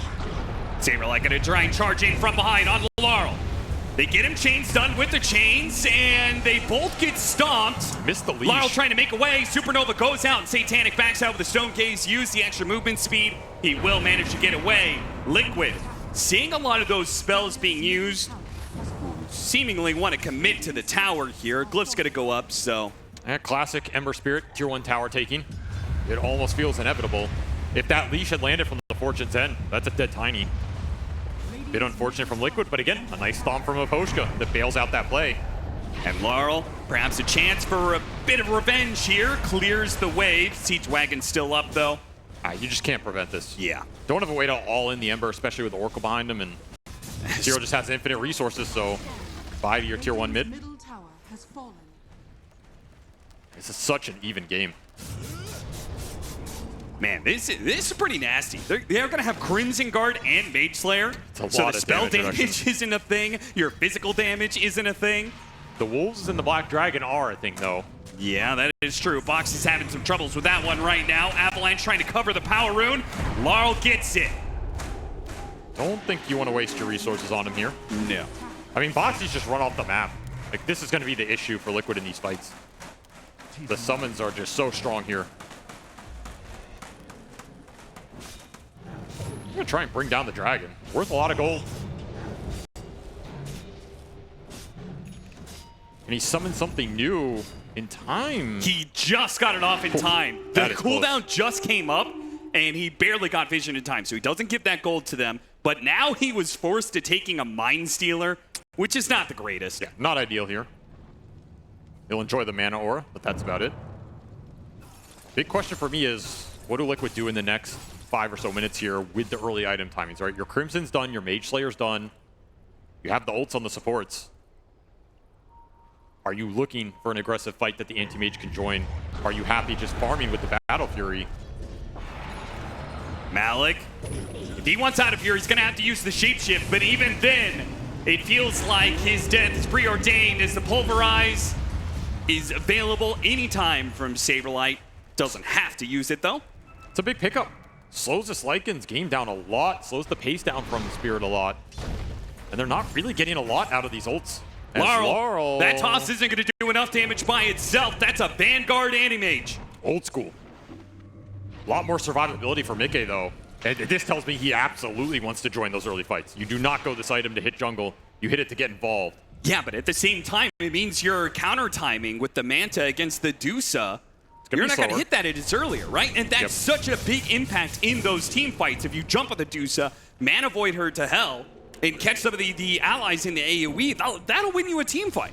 This is, I feel like, a risky move. It might be the right one, but I do feel like delaying that timing of the Manta is dangerous. I think it's okay here. I don't think you need the extra damage. Okay, that's an aggressive blink, but Blinks right onto Laurel. Toss stops the dive. Still have to contend with the Sun Ray, with Midgame slowing you down and soon to be out of mana, which means he's not going anywhere. He will be cut down underneath the tier 2, and Midgame immediately looking for more. You can see the Vanguard aggression is out for him. Meanwhile, Nisha contending with Malik right now. Gets a grab onto him. Pulverize. That's going to end, and Malik will be able to run away. can Spirit get anything out of this? 2 ults committed.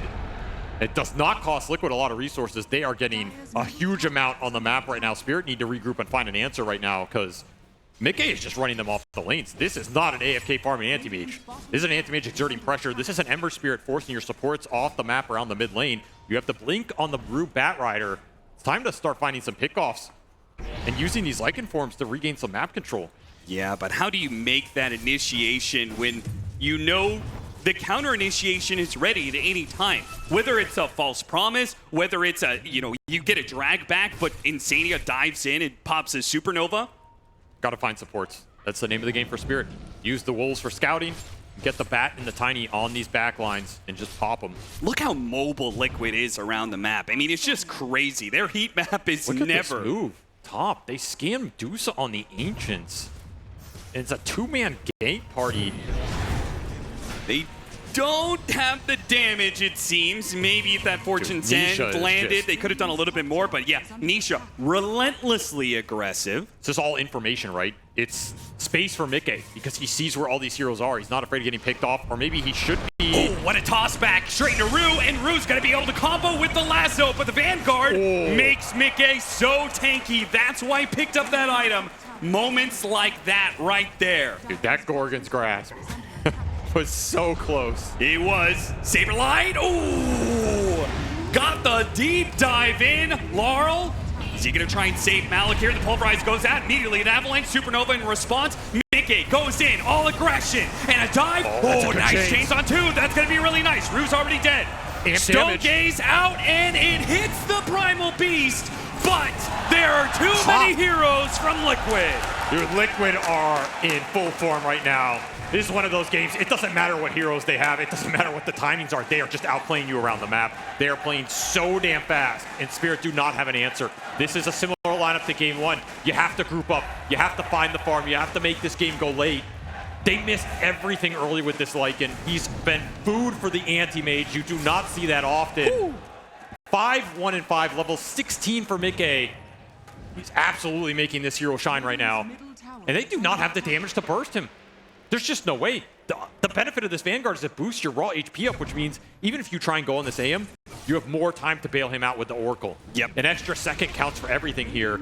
And, I mean, Nisha, he is smiling every which way right now because he knows he's truly invincible in this game. 4-0-4. They have not been close to touching this Ember Spirit at all. Malik feeling the pressure again. They're just trying to get him to use the shapeshift. He refuses to do it, so instead he dies.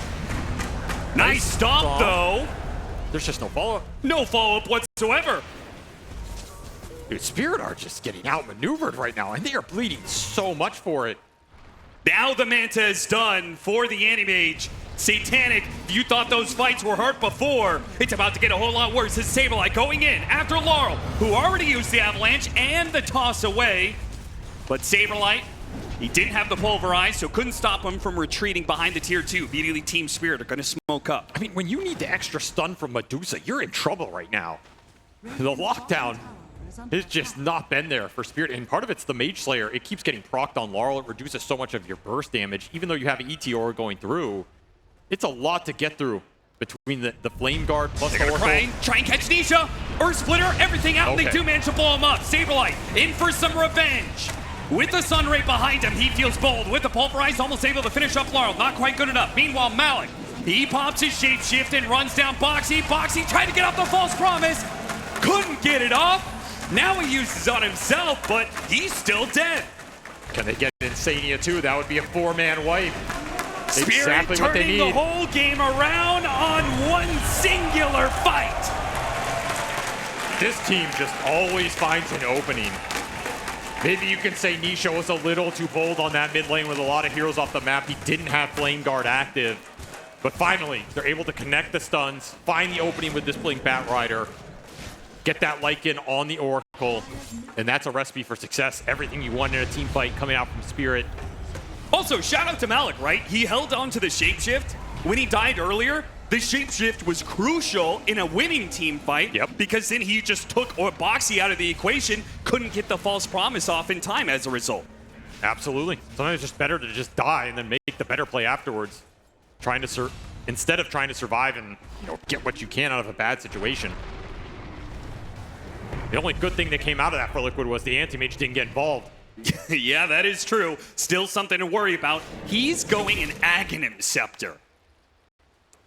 That is going to be so nasty. 20% instant. Just 20% of the mana gone from one hit. That's dirty, man. This debuff is also pretty important. If you land it on Medusa, you can't regain mana for 6 seconds. Yeah, there's nothing you could do. There's no, like, a bunch of mangoes to gobble down or anything like that. Yep, no wand, no sort of regen back up, come back in the fight a second time. I mean, imagine he throws out a Mystic Snake, and in team fight, it comes back to him, and he doesn't get any mana from it. Could be a huge item in this game. You're gonna lack a little survivability you might have off something else, but he does not have it right now. Spirit just running in. They jump up, immediately an avalanche in the response. Maposhka trying to get away, but he will be burned down. Now pushing for more, trying to chase after Laurel. Immediate dub, though. We had to deal with Satanic. Satanic's dealing with the egg. Satanic does manage to kill that. Now he gets off the stone gaze. Midgame, he's not going to be able to commit to it. Satanic can finish off Saberlight and get out. What a TP play in from him. Meanwhile, Malik, oh wait, Malik! He gets lives. away off the shapeshift, barely able to get The out. stomp on two. A beautiful setup, and now the silence on the enemy. Liquid are getting wiped out of this one. A jump away from Nisha. Flame break back in. Another jump out. A desperate TP away, and it will make it barely. But it is still Spirit taking the team fight and going straight to the pit. Their macro understanding of fights is just way too good. Maposhka runs in, you think it's an easy Elder Titan pickoff. He's just baiting everything. And you get Insani on top of all of that in your face. 2K gold lead out of nowhere into Roshan. Butterfly doing work for Satanic, and maybe bigger. That Orchid for Malik. He was on the Oracle the entire fight, forces Boxy to ult himself, and then gets that later fight silence on the Anti-Mage off of, once again, just a nasty stomp coming out of Maposhka. You cannot sing this 5 players' praises enough on this hero. No, you absolutely can't. We said that Spirit is so good in the late game. The reason why they're able to get there so often is because of the fact that they can play these team fights so well. It doesn't matter if you throw all this speed and aggression at them if it only takes 1 or 2 team fights to bring all that advantage back to them. It's just an overextension from Liquid, chasing these big core targets on the back, not protecting the supports from behind, and their formation just crumbles, and that's what the Lycan's here to do. Maybe it wasn't the flashiest play, but it got the job done. And that 10K lead is evaporated in a few minutes here. That's why this team is just so dangerous to play against. And you were hitting such a nice timing on this AM. You're about to get that Ags. You're about to be a super powerful force versus the Medusa. Yeah, it's all gone right now. Satanic, he's ahead of you. He has the butterfly you have to deal with. He's starting to build the damage just straight into Daedalus for this Medusa, and it is going to hit real hard because this AM, he might not have the armor to survive the hits if that ET is in the middle of the fight and you get stomped. That's why this matchup's so rough. You get stomped, Spirit can collapse on top of you. You might get orchided. You might get hit once or twice just off a random lasso or a tiny stun. You're gone. You have 0 armor. Ag's done. Midgame's going to have to make it work. Do you think Team Spirit are comfortable going like another 20 minutes, or do you feel like they should try and maybe not end the game, but, you know, go high ground with this Aegis? Because they have a butterfly advantage against the AM. You've got this Daedalus you talked about that is a big damage advantage over the AM. It feels like this timing is perhaps insurmountable for Liquid.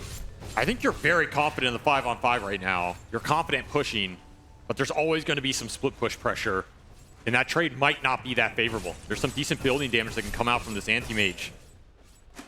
It's just hard to force the high ground. We also just don't see it out from Spirit that often. This is not a team that really wants to go high ground that early or try and end the game with the 2 or 3 slots, right? They're happy to go late.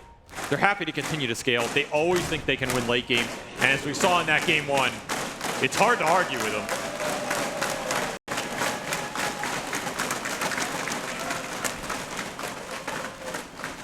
I do expect the smoke up here, though, at some point. Look for some sort of Batrider pickoff with the lanes going into Liquid's base. Some sort of tiny jump. You got an Arcane on Laurel. He has Whisper of the Dread. He finished Conda. There's a lot more spell damage burst coming out from this Tiny than there was in those previous fights. You might not have a chance to get a Fate's Edict or a False Promise off on that first target that gets jumped. Base Ward planted from Rue. They are looking for the pickoff. Midgame hitting this tier 3. Team Spirit look to force him back. Yeah, they're getting some good rat action right now. This is faster than the push from Spirit, and it forces out a glyph. This is going to be a tough call right now. Do you really want to trade racks from an advantageous Aegis position versus an Anti-Mage? Can make that obnoxious the whole game. They're going to TP the Tiny back.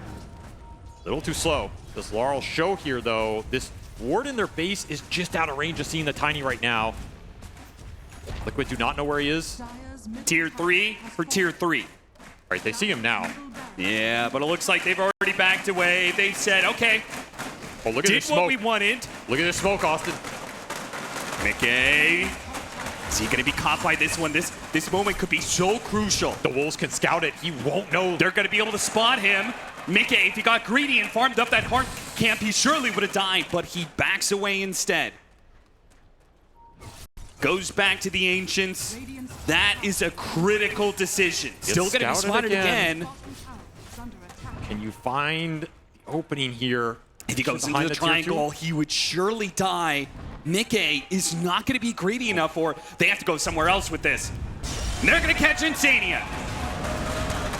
So at least they got something with the smoke, but it isn't something that allows them to just go into the high ground immediately. I don't know if Liquid know how lucky they were right there. Oh, yeah. And that's 500 or 600 units of losing your AM right outside your base. That would have just been a free lane. Sea of Spirit can make the most of this anyway. 30 seconds still on this Aegis, and they do have half a creep wave mid. Did not get fully cut. No glyph available for Liquid. This should just be a Rax here. Liquid are going to have to concede some buildings, play for a later timing. Okay, they let him have it. 10 seconds left until the Phoenix is back up, but that is more than enough time for Team Spirit to back away. You got to keep in mind this physical damage coming out from this lineup as well. Yeah, ET Aura is one thing, but you're going to have Hal going in with armor reduction. You're going to have this Alpha Wolf that Malik can actually keep. Yeah. Buff up the Medusa damage even more. And you have that Daedalus done, plus Enchanted Quiver on the Medusa. It's just so much for this anti-mage to contend with in a straight man fight. Yeah, these are not heroes that are on 0 armor in the fight. They are on negative armor with the Hal. You're just gonna disappear. So you have to take this fight in a way where you find the backline, you come from multiple angles, you play around the mobility on the anti-mage and the Ember, and they can build up enough survivability or dispels that you don't have to just run your Phoenix and your Oracle in with them, because you're just gonna get chowed down on by this Lycan Bat Tiny. So the strength of the AM and the Ember is super important to what Liquid are trying to do in this game. Every item matters for them, as we see Nisha finish up that Shivas. That's a big one. A lot of extra damage for the Ember, a lot of extra survivability. And it'll be Basher for Mickey into Butterfly before the Abyssal. See what he finishes up first here. I feel like that Butterfly is just way more important. I think the Butterfly is too important. Yeah. And smoke on smoke action. Both teams looking for the clash.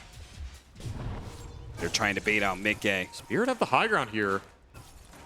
They're gonna run into Malik. Instantly, pulverized grab, try and burst him down.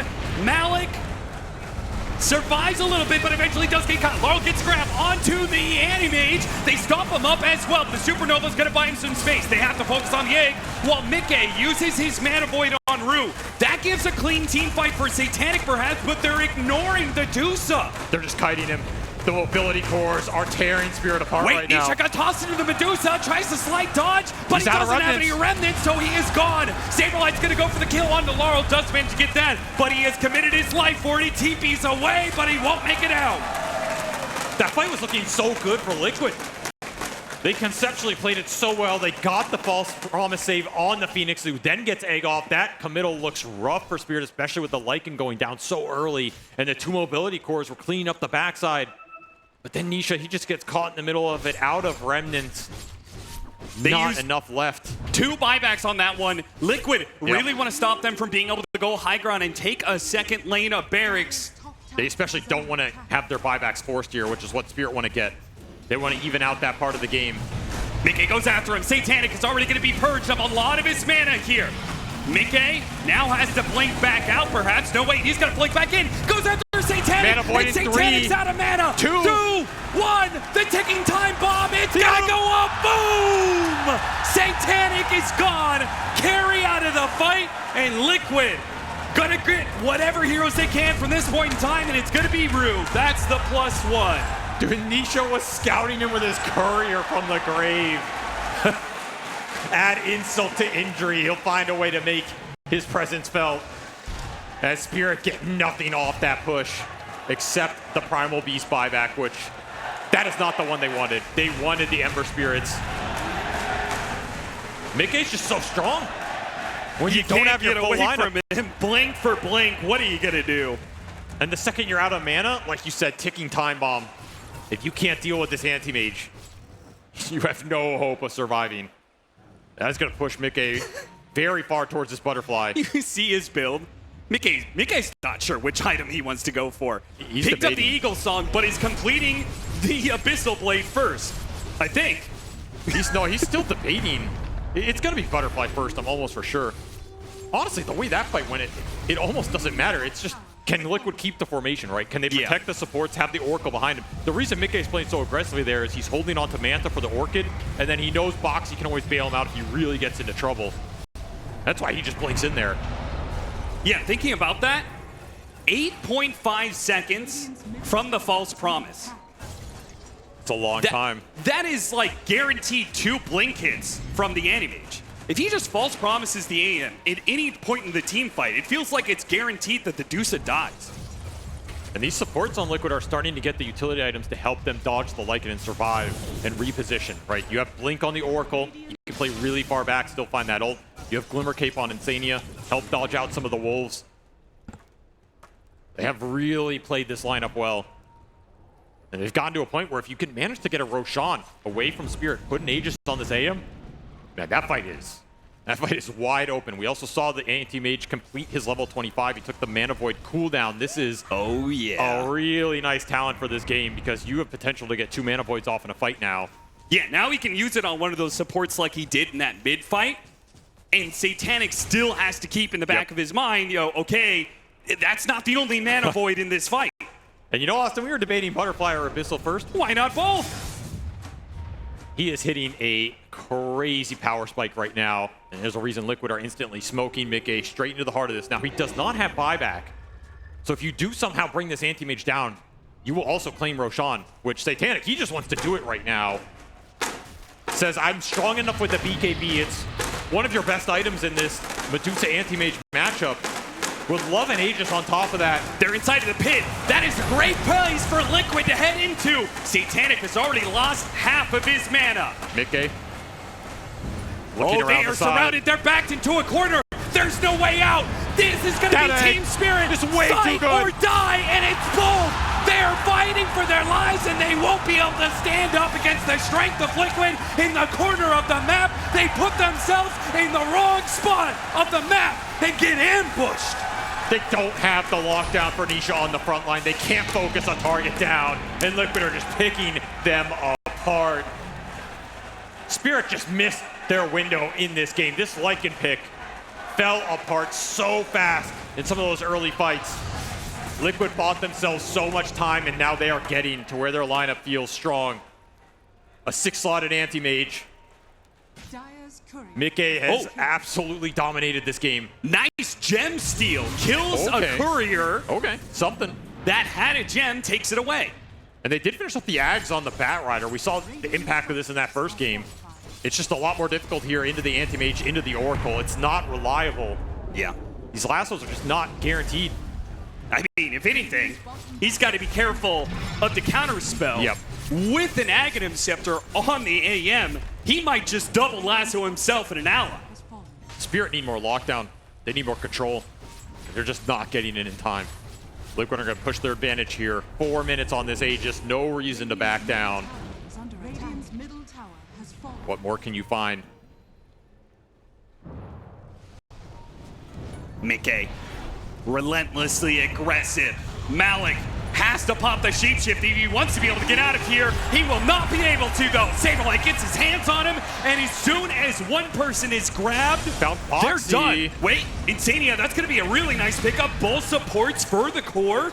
All right, Team Spirit finding openings when you think Liquid have the opening. High ground ward.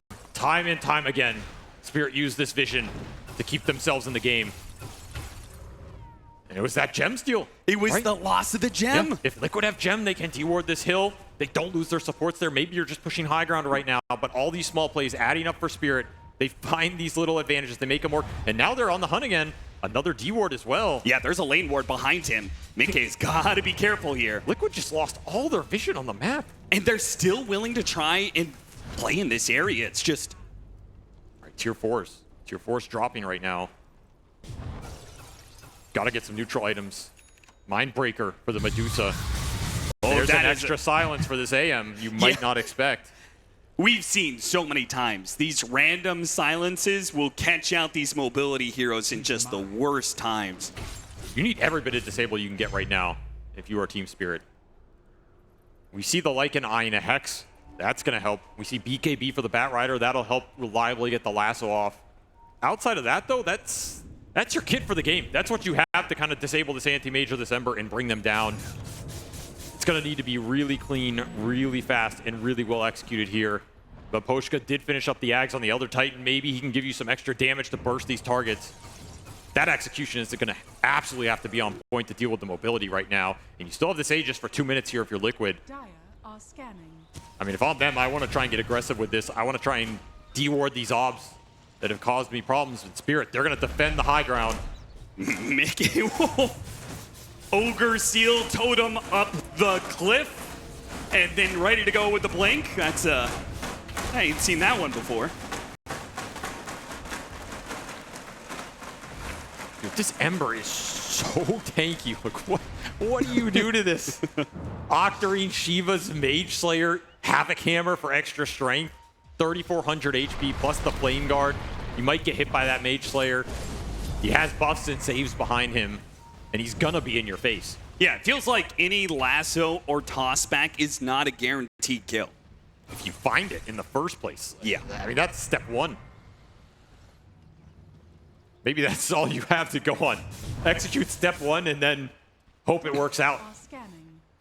Sometimes luck is the best strategy. base. Liquid. They go for the kill on Satanic, and Opening presents himself, but he got off the BKB Stone Gaze, and Liquid have to be able to reset fighting. now. The Supernova's gonna die. In trouble. There goes the Batrider. Mickey's gonna lose his Aegis. Backfired.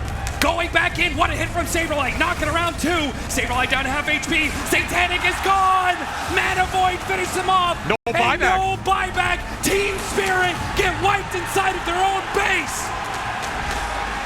Liquid take their chance, seize the opportunity. He bought out for that MKB. And it's all over. We are going to another Game 3 and another last series of the day for Liquid in an elimination game. The ultimate tool to accomplish that task. Mickey Furion is going to have to do some heavy lifting because where did this Tidehunter pick come from? I mean, we questioned Liquid's picks in Game 2, but that made sense to me, right? AM versus Dusa. The whole picture looked a little messy to me, but I got that one. This one, I didn't understand at all. Ask Saberlight what he wants to play. Let the man cook. I mean, Okay. Sometimes it's maybe as simple as that. This is a hero that can be strong with the anchor versus the Slark, right? It's a hero that can get on top of the sniper with Blink Dagger and just set the team fight up that way. It gives you a pretty strong frontliner versus the Batrider. No really good lasso target versus that Kraken until you have other breaks available. But Spirit definitely have answers to Tidehunter in this game. The Doom being the really big one. Slark is a pretty good traditional answer to this hero in terms of building up the stacks, leashing him down. You can build a Silver Edge later on. Ooh, the smoke wraparound from Team Liquid might just find Rue caught out. Slowed down by the Gush, and it's going to be an Earth Spike that will spell his doom as the Flame Break can only do so much, and now Maposhka's going to die as well. That's not just first blood, that's 2 kills for Liquid. They both go to the Phoenix. Probably not the hero you wanted it on, but Insania will gladly gobble up that extra gold. That's a lot of regen for that safe lane of Team Liquid. And a really nice start here across the board. They're going to go into this laning phase with almost a 1K gold lead. And you got to remember, you're going into this laning phase with a gold lead with a Furion, who now has the ability to potentially take these lanes over. Something the Tidehunter gives you that not a lot of other heroes do is a really early high ground push timing if you get out far ahead. If you're in a position where you're 10, 15K ahead in this game at 20, 25 minutes, you're just going to push. You're going to throw the tree up there. You're going to throw the Tidehunter up there. He has a pipe. He has whatever greaves or he wants to go. And you have a chance to just end that game. This hero can give you that mechanism. We'll see if Liquid can get there in that regard because, yeah, Spirit, their lineup can be a little slow. It can be a little greedy with 3 cores here. But, man, just don't count this team out when it comes to stalling out a game and finding openings where there shouldn't be any. Nice deny from Laurel. Big pickup. Nisha returns the favor, though. Range creep deny for range creep deny. Early CS in the first wave or two does seem to be going all right for Liquid. It is kind of expected, particularly for this top lane, right? The Tidehunter, it's not a fun matchup against the Slark, but in the first level or two, especially with the right support behind you, you can punish him a bit. Maybe there's some rundown potential later for Satanic with some Bloodlust, but I think this is a lane Liquid should dominate. You have Gush, you have nukes from the Lion, you just right-click this Slark down. You can't build up the stacks. You can't sit there and take the harassment. You can regen up the Bull up like a courier drop and then try and all-in him. If the lane's super far back, it's possible at the levels 3 to 5, but I think Liquid are going to free from this lane, and their safe lane looks similar. You just have so much extra gold across the map. This Furion's going to do very well down here, other than his tree getting eaten by the Doom, which Malik's going to enjoy digesting a little extra CS on this lane. And you got to look towards Malik in this game. I think he was huge for Spirit in that game 1 as Satanic. He's going to have to use the pounce to get away. But that Lycan, Hot fun. that Lycan in game 2 just, it had almost no impact, right? And when you're looking towards an offlane player to control the pace, control the tempo, this Doom's got to pull more weight than that like it did in the game 2. And I think Laurel is going to have to do a lot in this game as well. Considering the speed, Nisha has already used his kick. So he's not going to be able to kick Laurel back into the tower, but he does get a bit of damage traded. Now we're seeing that Slark try to take the fight to the Tidehunter, but you can see a Gush and then some hits from the supports. Satanic does have to back down. There's one ranged hero in this lane, and it's the Lion. Boxy putting it to good use here as the harass continues to flow, and he'll claim the Lotus on top of it. Liquid doing very well across the 3 lanes, and no surprise with that early gold injection off a nice smoke. Yeah, isn't that so scary? The fact that you are winning the lanes with the carry Furion. Yeah, that's why that first smoke move was so pivotal. It just set this lineup beautifully.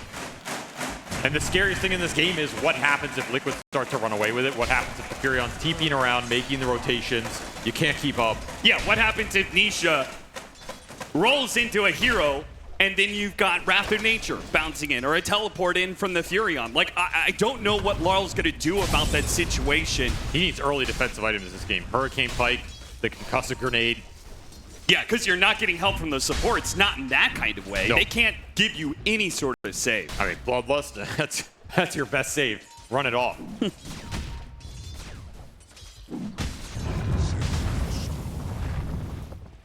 Rolling to the water runes. Nisha is going to go for the extra bit.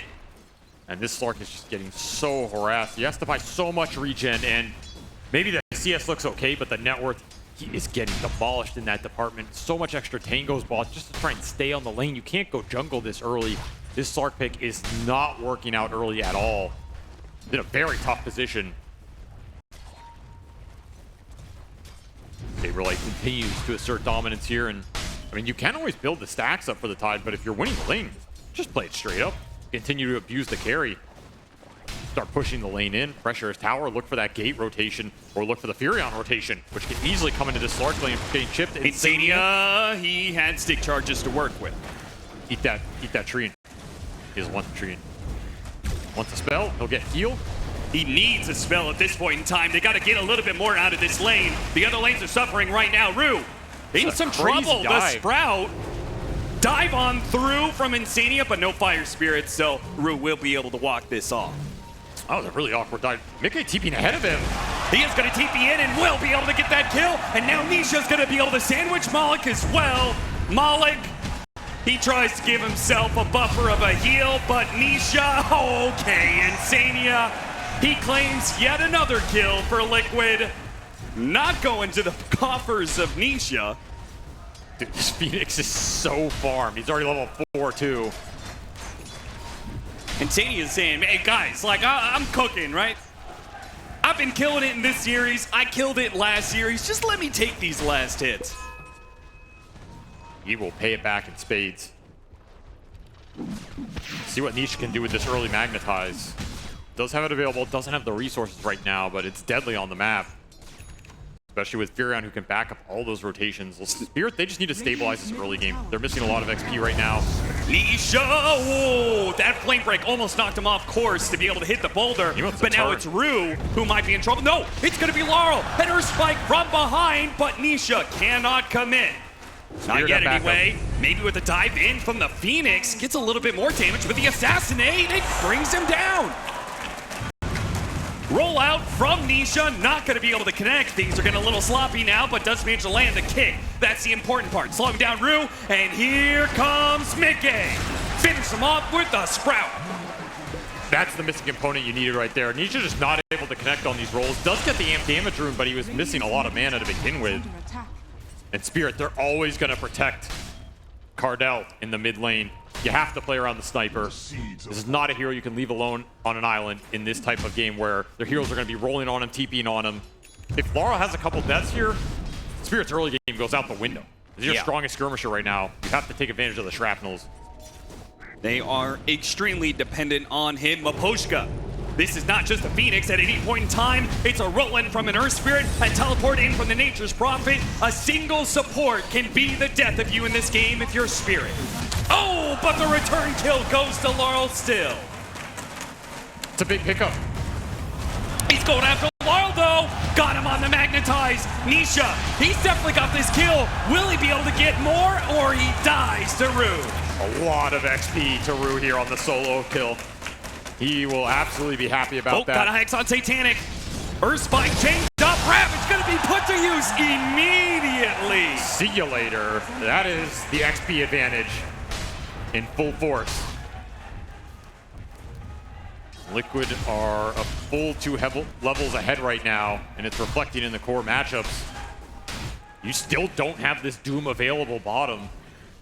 Which is a shame because Malik is behind Midgame right now. They're still going to try and go for this kill. TP coming in, flank break, nice pushback. Midgame, he's being burned out right now, and he will die. Insania can only do so much with his side. In fact, he's going to die as well. Laurel finishes him up inside the shrapnel, and now Team Spirit are getting the fight on his Saberlight as well. They won't be able to get that kill, but just the fact, all right, Nisha does manage to get a rebuttal. Rue does die. Iron Malik as well. He lingered down here a long time. No TP on the tomb. And TP Boxy and try and get a rebuttal here. Boxy's gonna get it. He's gonna get the stun, and Nisha's gonna be able to follow it up. Spirit, you got such big plays in this bottom lane, but you fed it all right back. Have to continue to use the sniper strength. And if Laurel's not willing to commit on those extra dives, then you gotta give it up. Because he is the only one making anything happen in this early game right now. 3-1 and 2 start for the sniper here. That was a big courier snipe that went through as well. That had a full javelin on it for Midgame. That's a lot of extra damage off the map for the Furion. And the early items on Furion are just super important, right? Because you can use them instantly. You can start to snowball off of them. Yep. So that was a pretty pivotal courier snipe. Going to slow down this whole Maelstrom build up a lot. If you can get another kill on him, that would be huge. Oh, that would be massive. And there is no TP correspondence on this one. Yeah, he is doomed quite literally as back-to-back deaths for the Furion. He's not the one making the aggressive rotation. He's not pressuring this Slark right now. Every time you're taking Mickey off the map, that is space for Satanic to recover his game. And he will recover it quite fast with the help of the Bloodlust. No pressure coming in on this top lane from the Tidehunter after that Ravage kill. No, not at all. Combination of the Furion dead plus a really good lane ward from Team Spirit means that Satanic is feeling pretty secure. Yeah, they recovered this early game a decent amount in the last 2 minutes here. Could have spiraled completely out of control. Instead, they will stabilize it. They still have some stacking going on in the triangle to fall back on. And a power rune into the hands of Maposhka yet again. The important thing is he denied it away from Nisha, right? Honestly, sometimes I think Maposhka gets more power runes than Laurel. Yeah, you're probably right about that. Dire's top tower is under attack. Still trying to take this tower. Radiant's bottom You will get it eventually. You Yeah. can't stand on this lane for too long. You're worried about the Ravage coming through with the Furion, ult, TP. Instead, you just got to group, find the trade elsewhere if you're Spirit. They're going to look to pressure this mid-tier 1. Nisha does not have his Blade Mail yet. Dire's top tower That's his big fighting item, able to roll in and then reflect the damage back onto the sniper. At that point, you just tank the shrapnels. are fortified. But until you have that, it's a little spooky rolling into this guy.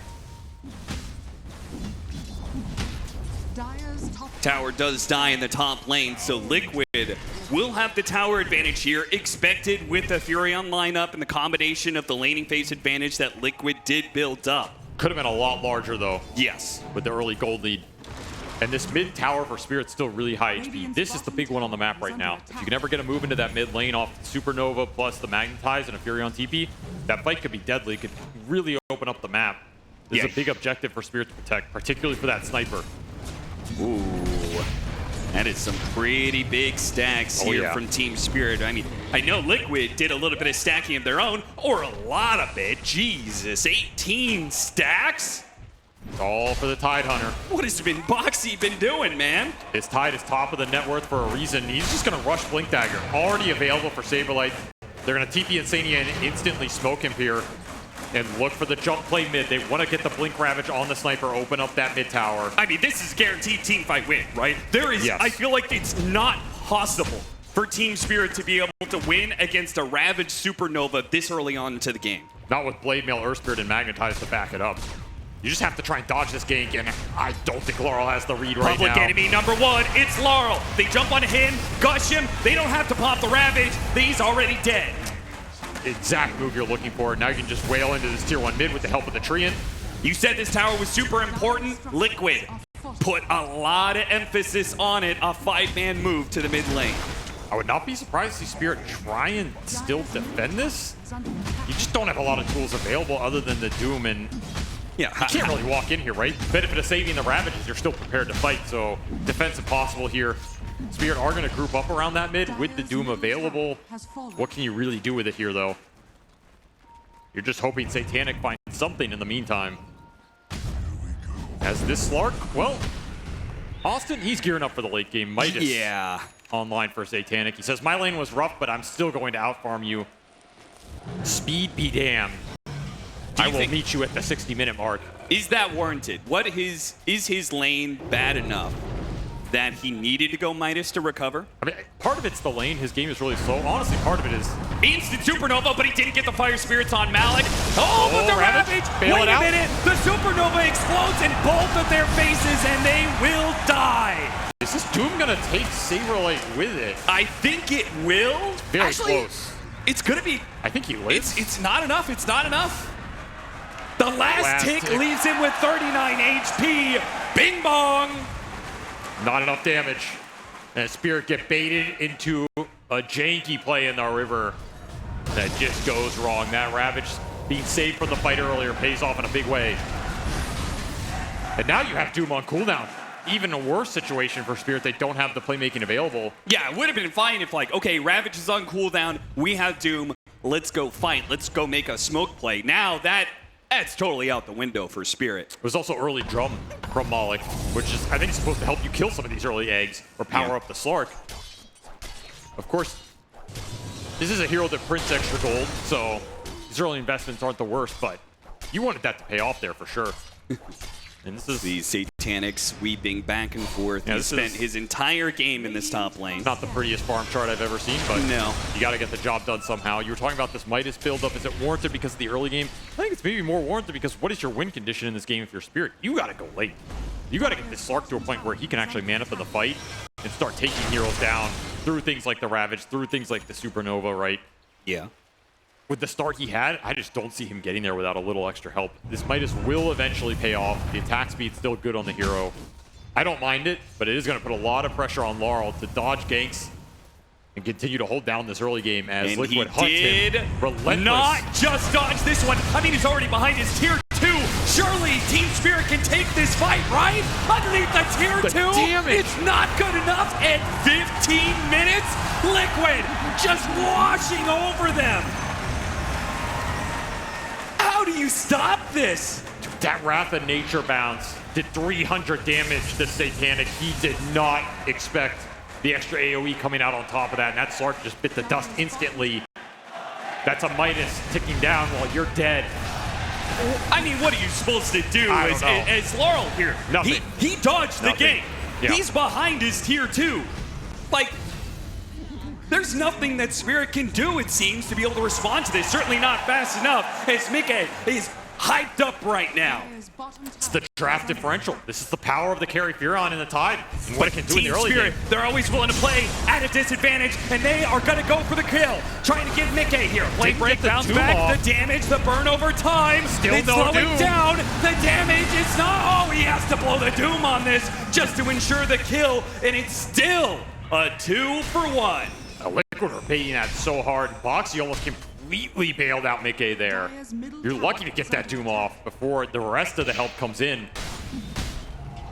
Another gank that just does not yield what Spirit are looking for. If you go even in these plays, you're maybe okay with it because you have your Slark with the Midas farming, Yeah. your Sniper farming, the Ancients.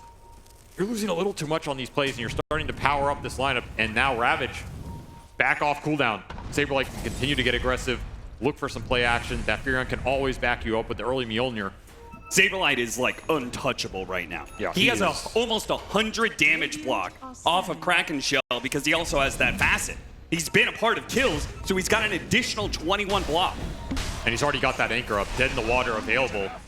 Throw that down on the Slark or the Sniper, limit their mobility a lot more in this early game.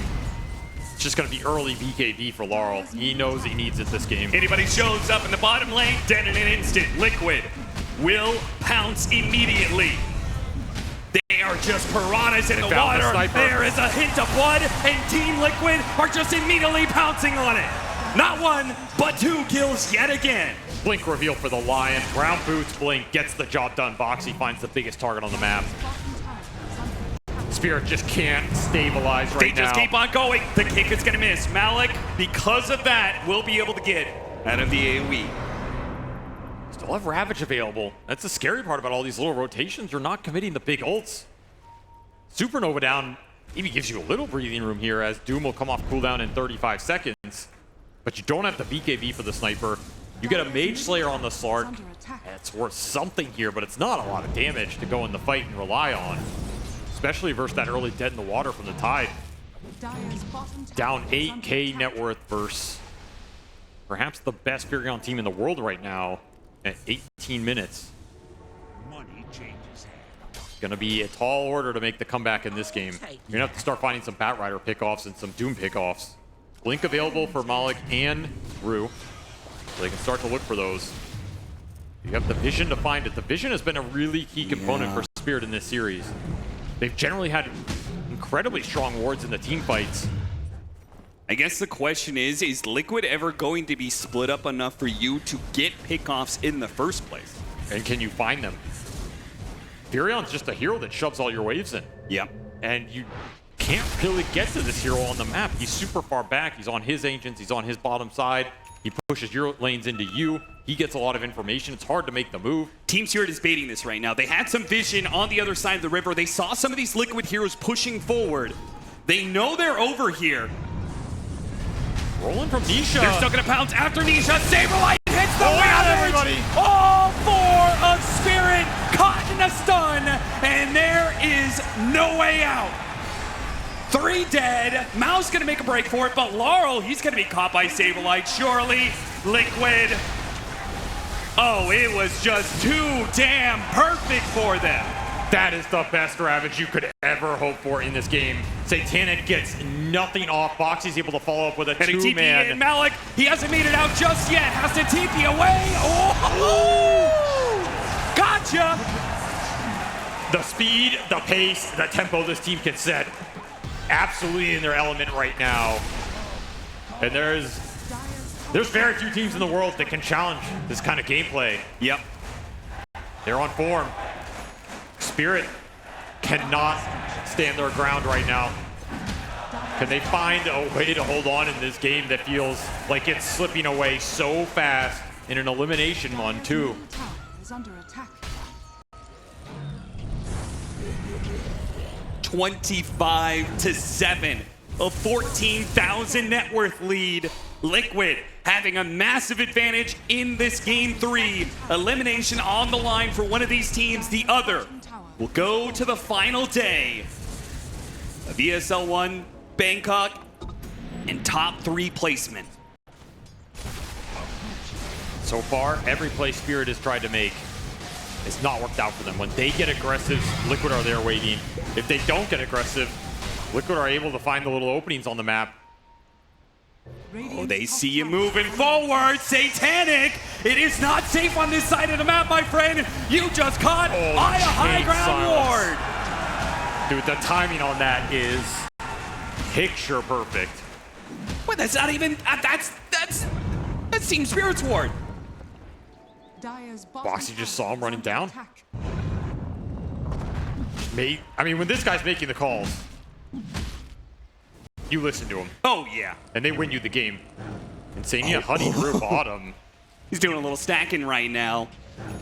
He's getting so much off the map with this Phoenix again. So close to being able to find Another kill for them. That being said, Team Liquid have bigger prizes on their mind. Now, eyeing up right now, it's Roshan. It's just absolutely free. All right, maybe Rue goes for some hero steal here, but Aegis onto the Furion sounds pretty good right now with how aggressive Midgame can play. Full out damage build. Rue? Does he have the sense for it? Gets scanned, he's early. Oh, he tries to go in and be able to go for an Aegis steal. It doesn't work out. Understandably, Team Spirit, they know they're in the hole right now. Yeah. Rue feels like, I've got to make a big play here if we want to be able to pull this game back. But look at mid lane. Oh, Roche is dying. They're already making the next play. Arcane Rune BKB available for Nisha. Dude, Laurel. His BKB is coming out to him right now. He does get it before the gang comes through. Instead, it's Miposhka who will tank it instead. That's a magnetized, but it's an Arcane Rune magnetized, so you're not really getting anything out of that downtime. Boxy still hunting on the backside, has some wards to plant down, and does he know Satanic's here? He's got the scan on him. Dark Pact, it's gonna go off. Satanic gets out. Is under attack. This time around, forward. Satanic does manage to see what's coming just in the nick of time. Spirit are not making a counterplay on this, and there's just not much happening on the map. You look at where the lanes are right now. All three are into their tier 2s. They're stuck in their base. They hit this BKB on Sniper and can't do anything with it. The Furion map pressure is way too much right now. Yeah, speaking of those tier 2s, They are falling fast. there's not gonna be any left. Final one in mid lane, Team Liquid. They're gonna take it now, I assume. There's not much Team Spirit have in the tank when it comes to team fight. They have pick-off potential, they have single target. But when it comes to a 5-on-5, they are lacking, and Boxy has found yet another. It's just too easy right now. Everywhere this line goes, there's immediate follow-up and an immediate kill. Spirit cannot get these lanes out. Feels impossible. Dire's middle tower Saberlight hunting top. He will almost catch the Doom. Spirit just need to smoke out and pray at this point. They need to get something going. Yeah, maybe you wait out this Aegis period, but that's another 3 minutes. And at the rate this game is going, in 3 minutes, you could lose a lot more of your base, a lot more of your map. bottom tower is under There may not be another 3 Yeah. minutes of this game. Do have your BKB on the Doom as well, and man, that Slark Ags is still a bit of ways away. Can't really line all of this up. Just not possible. Team Spirit have made some amazing comebacks before. When elimination was on the line, when championships were to be made, this smoke has to work. It's so hard to find something here. You have that one war top, your lanes are all in. The information war, you're just not winning it right now. And they're not even that confident to cross the river. You just see the call made, like, we have to go back and clear these waves. Yeah. Power of Furion.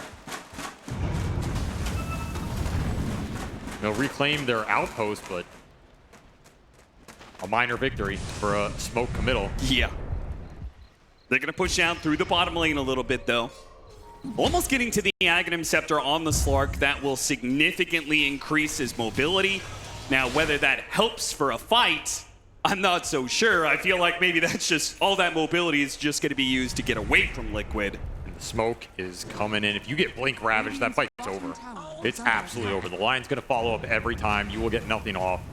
So you have to use vision to your advantage. You have to either play around the wards or play around the nighttime on the Slark. Team Spirit and their aggression to push out that part of the map works for them, as they were so deep that Team Liquid's move doesn't actually find them. Now they're aware of what's going on. The Slark just picked off a courier. They're like, wait a minute, they're in our jungle. Had a full Glimmer Cape on it. Not insignificant here. And Nisha is going to look around, but they're all going to escape. They all disappear into the Scan night. top. Full TP out. Oh, if they can find Midgame. That's a great pickup. He's completely alone. He should just die twice here. This Yeah, is a lot he's of got stats. the Aegis, but there's no way that Team Liquid could get here fast enough, right? Maybe they They're will. running. They're getting close. Our Spirit's gonna be here. Midgame, he's gonna be dying pretty quickly here. Roll in after Laurel. Immediately the BKB and the Commitment, they finish off. Meanwhile, the Doom placed onto the Earth Spirit here, but he does too much damage. Laurel and Malik will both die for this one. Team Liquid got there in time for revenge at least. They couldn't save Midgame, but they get 3 kills and maybe a 4th. Satanic on a ward. Still have Ravage available, still have the Anchor available. He has to get the pounce up into the base, and he makes it.